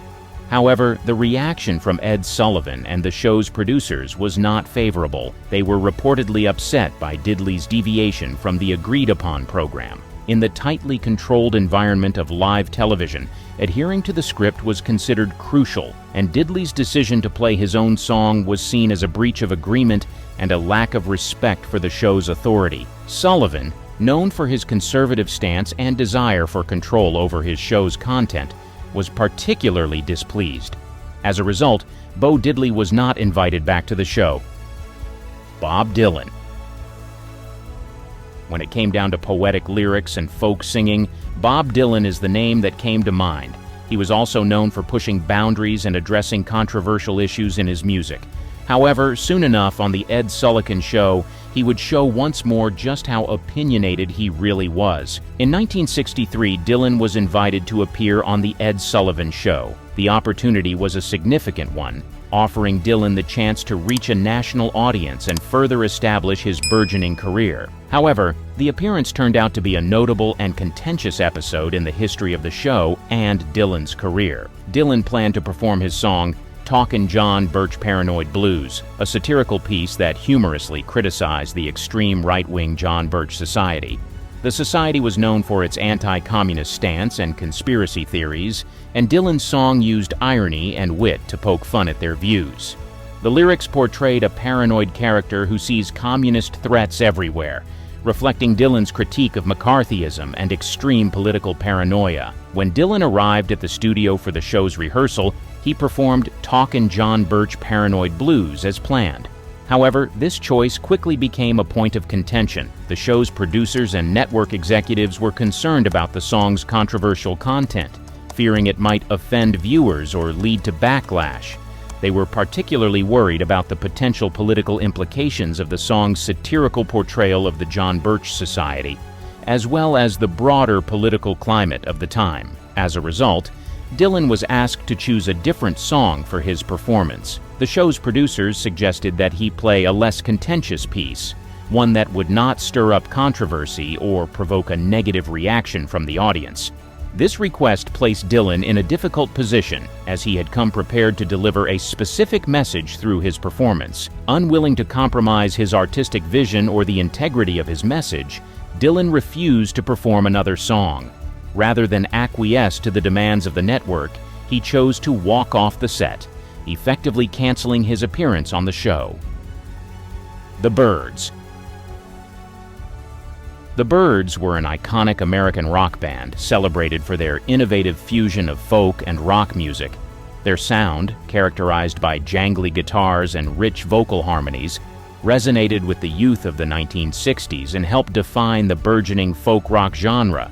Hits like Mr. Tambourine Man and Turn, Turn, Turn not only topped the charts but also captured the spirit of a generation seeking change and new forms of expression. When they were invited to perform on The Ed Sullivan Show, they jumped at the chance to showcase their sound and talents once more. However, the band's experience on the show was far from smooth and is remembered as a frustrating and challenging event for all involved.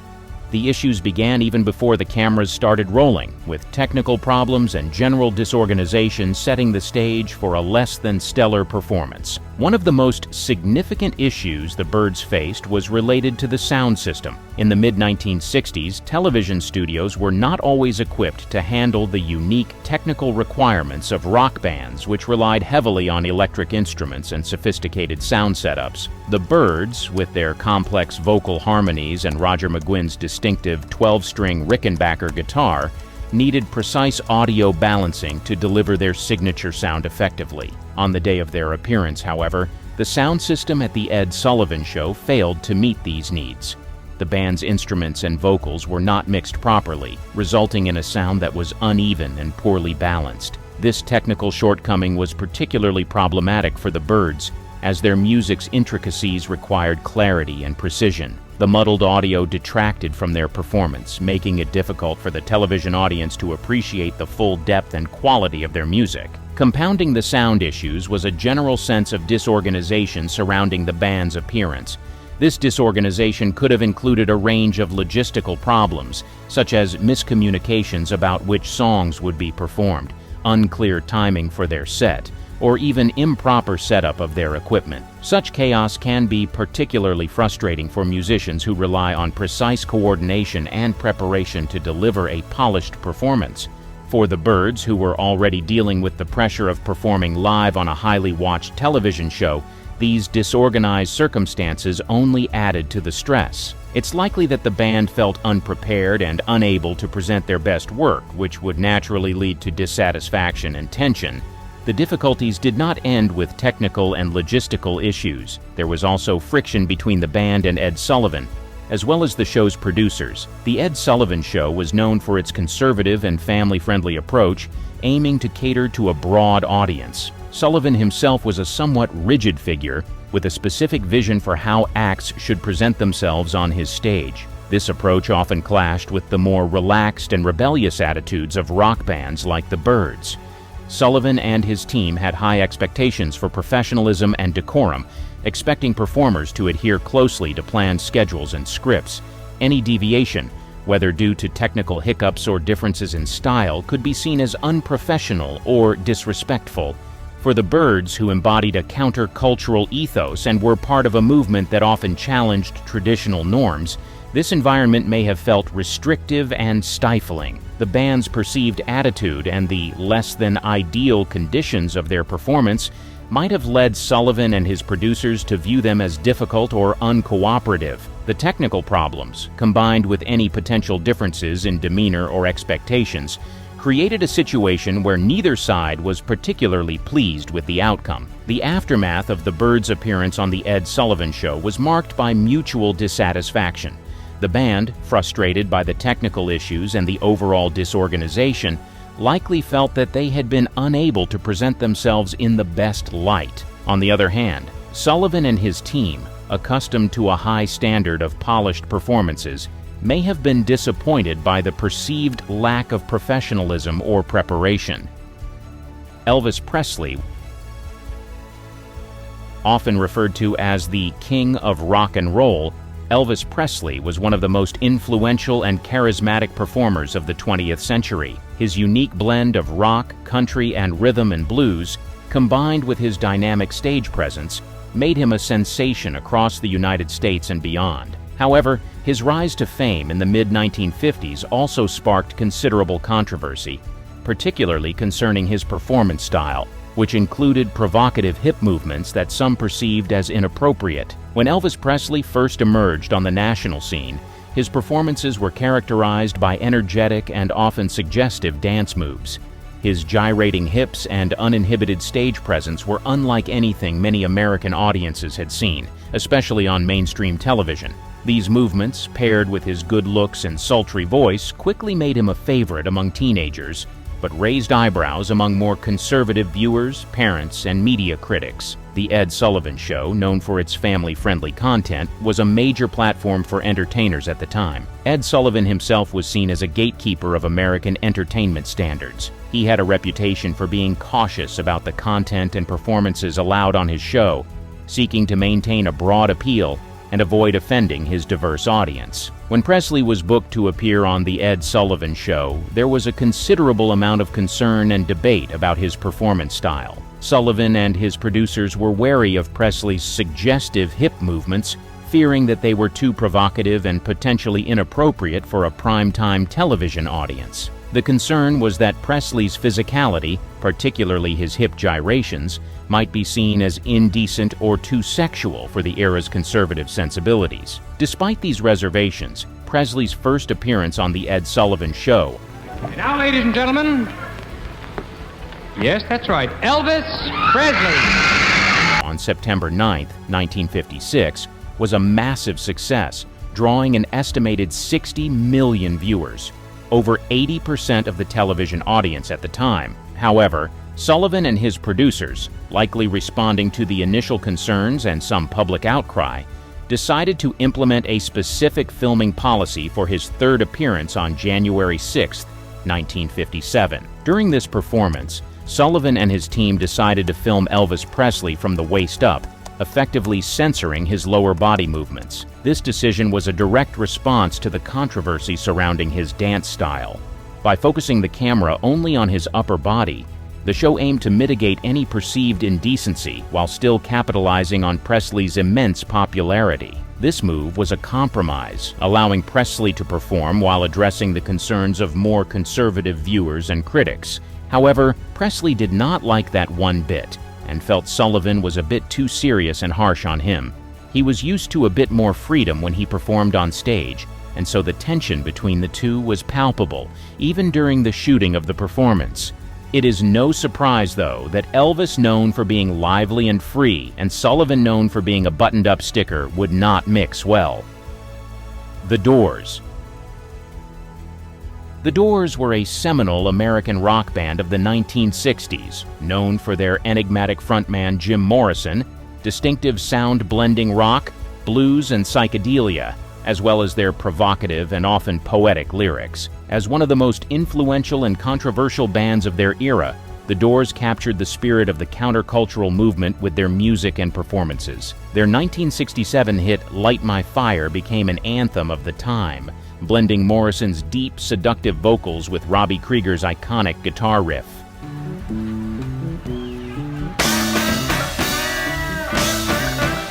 In September 1967, The Doors were invited to perform on The Ed Sullivan Show.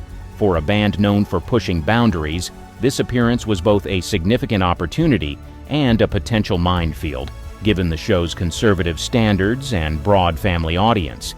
Ed Sullivan and his producers were particularly cautious about content that might be considered inappropriate or controversial, especially regarding references to sex, drugs, and rebellion, all of which were topics frequently associated with rock music of the time. Ahead of their performance, the Doors were asked to alter a specific line in their song, Light My Fire.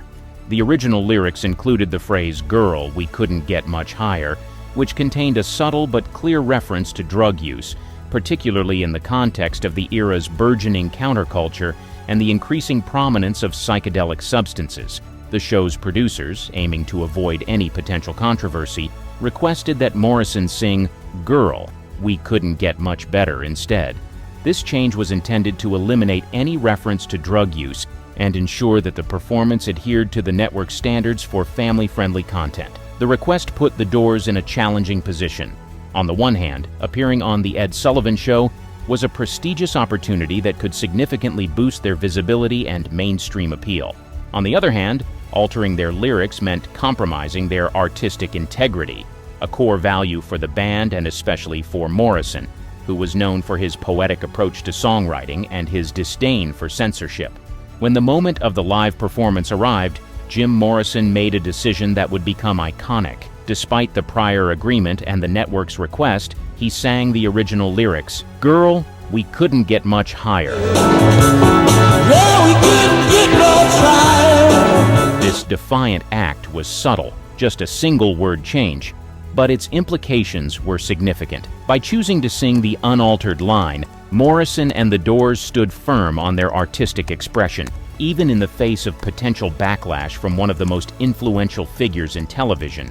The reaction from Ed Sullivan and the show's producers was immediate and severe. They were reportedly outraged by Morrison's decision to ignore their directive. Following the performance, a producer informed the band that they had blown it and would never be invited back to the show. Jim Morrison's casual response, "Hey, we just did the Sullivan Show," underscored his and the band's nonchalant attitude towards the incident, further infuriating Sullivan. Buddy Holly and the Crickets. Buddy Holly and the Crickets were pioneers of rock and roll in the late 1950s, known for their distinctive sound that blended rockabilly, rhythm and blues, and innovative guitar work. With hits like "That'll Be the Day" and "Peggy Sue," they had a significant influence on future generations of musicians. Their appearance on The Ed Sullivan Show was highly anticipated, as the show was a crucial platform for reaching a wide American audience.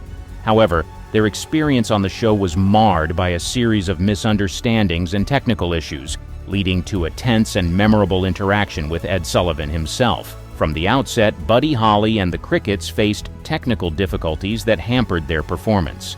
The sound equipment provided by the show's producers was not up to the standards the band was accustomed to. As a group known for their meticulous attention to sound quality and musical precision, any issues with the equipment were particularly frustrating. Poor sound mixing or malfunctioning equipment could make it difficult for the band to deliver their best performance and could negatively affect the audience's perception of their music. Another point of contention arose regarding the choice of songs. For their appearance, the band intended to perform their energetic hit, "Oh Boy." However, Sullivan and his producers expressed concerns about the song's suitability for the show's conservative audience, preferring something more subdued. Holly and the Crickets were determined to perform the song, believing it would showcase their unique style and appeal to the younger viewers who were a growing part of the rock and roll fan base. Adding to the strain was an incident during the introduction of the band. Sullivan reportedly introduced them incorrectly, referring to them as Buddy Hollis and the Crickets instead of Buddy Holly and the Crickets. And now, Oh Boy with Buddy Holly and his Crickets. This mistake, whether intentional or accidental, was seen by Holly as dismissive and disrespectful. In an industry where branding and recognition were crucial, such a misstep could be perceived as undermining the band's identity and professionalism. Despite the technical problems and the dispute over the song choice, Buddy Holly and the Crickets went ahead with their performance of Oh Boy. They delivered a spirited rendition, showcasing Holly's distinctive vocal style and the band's energetic musicianship.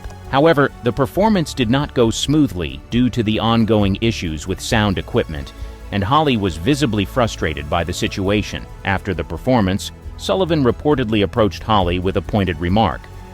"I guess you're not as good as you thought you were." This comment, whether intended as a criticism of the performance or a reflection of Sullivan's displeasure with the band's defiance over the song choice, was perceived as dismissive and insulting. Holly, known for his quiet but firm demeanor, likely took this as an affront to his professionalism and talent. This encounter between Buddy Holly and the Crickets and Ed Sullivan is remembered as a significant and somewhat contentious moment in the history of The Ed Sullivan Show.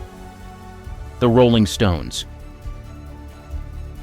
One of the most iconic and enduring rock bands, the Rolling Stones emerged from the British invasion of the 1960s with a raw and rebellious energy that captivated audiences around the world. Known for their blues-influenced rock sound and the charismatic, sometimes provocative stage presence of lead singer Mick Jagger, the band quickly became emblematic of the counterculture movement.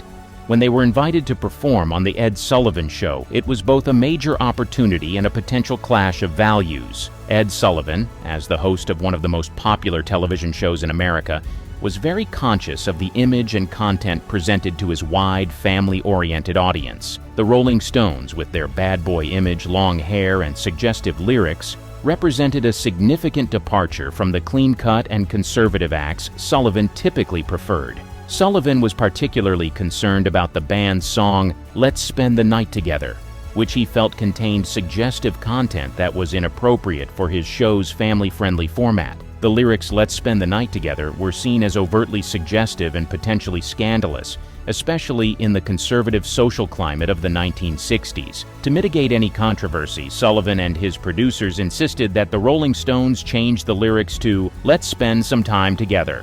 This alteration was meant to downplay any sexual connotations and make the song more palatable for the television audience. So here's the first appearance of the Rolling Stones. Reluctantly, the Rolling Stones agreed to the change, understanding the importance of appearing on such a widely watched program. However, during their live performance, Mick Jagger made his displeasure clear in a subtle but pointed way. As he sang the altered lyrics, "Let's Spend Some Time Together," Jagger exaggerated an eye roll, a gesture that did not go unnoticed. This small act of defiance was Jagger's way of expressing his frustration with the censorship and the pressure to conform to mainstream expectations. It was a visible display of the band's discontent with having to sanitize their music to appease television censors. The gesture, while brief, carried a weight of rebellion and dissatisfaction, encapsulating the larger cultural clash between the establishment and the emerging counterculture. Ed Sullivan, who valued decorum and respect for his show's standards, was not amused by Jagger's behavior. The eye roll, combined with the band's overall image and attitude, reinforced Sullivan's concerns about the Rolling Stones' suitability for his program. Sullivan had a reputation for being a disciplinarian with a strong preference for controlling the content and presentation of acts on his show. He often took offense to performers who did not adhere strictly to his guidelines or who displayed what he perceived as a lack of respect for his platform. As a result of Jagger's eye roll and the band's general demeanor, Sullivan reportedly expressed displeasure with the group. He viewed their actions as a deliberate flouting of his authority and an attempt to undermine the show's family-friendly image. This incident contributed to Sullivan's dislike of the Rolling Stones, as he saw them as emblematic of a new, unruly, and potentially corrupting influence in popular culture. The tension between the band's rebellious spirit and Sullivan's conservative standards made them an uncomfortable fit for the show.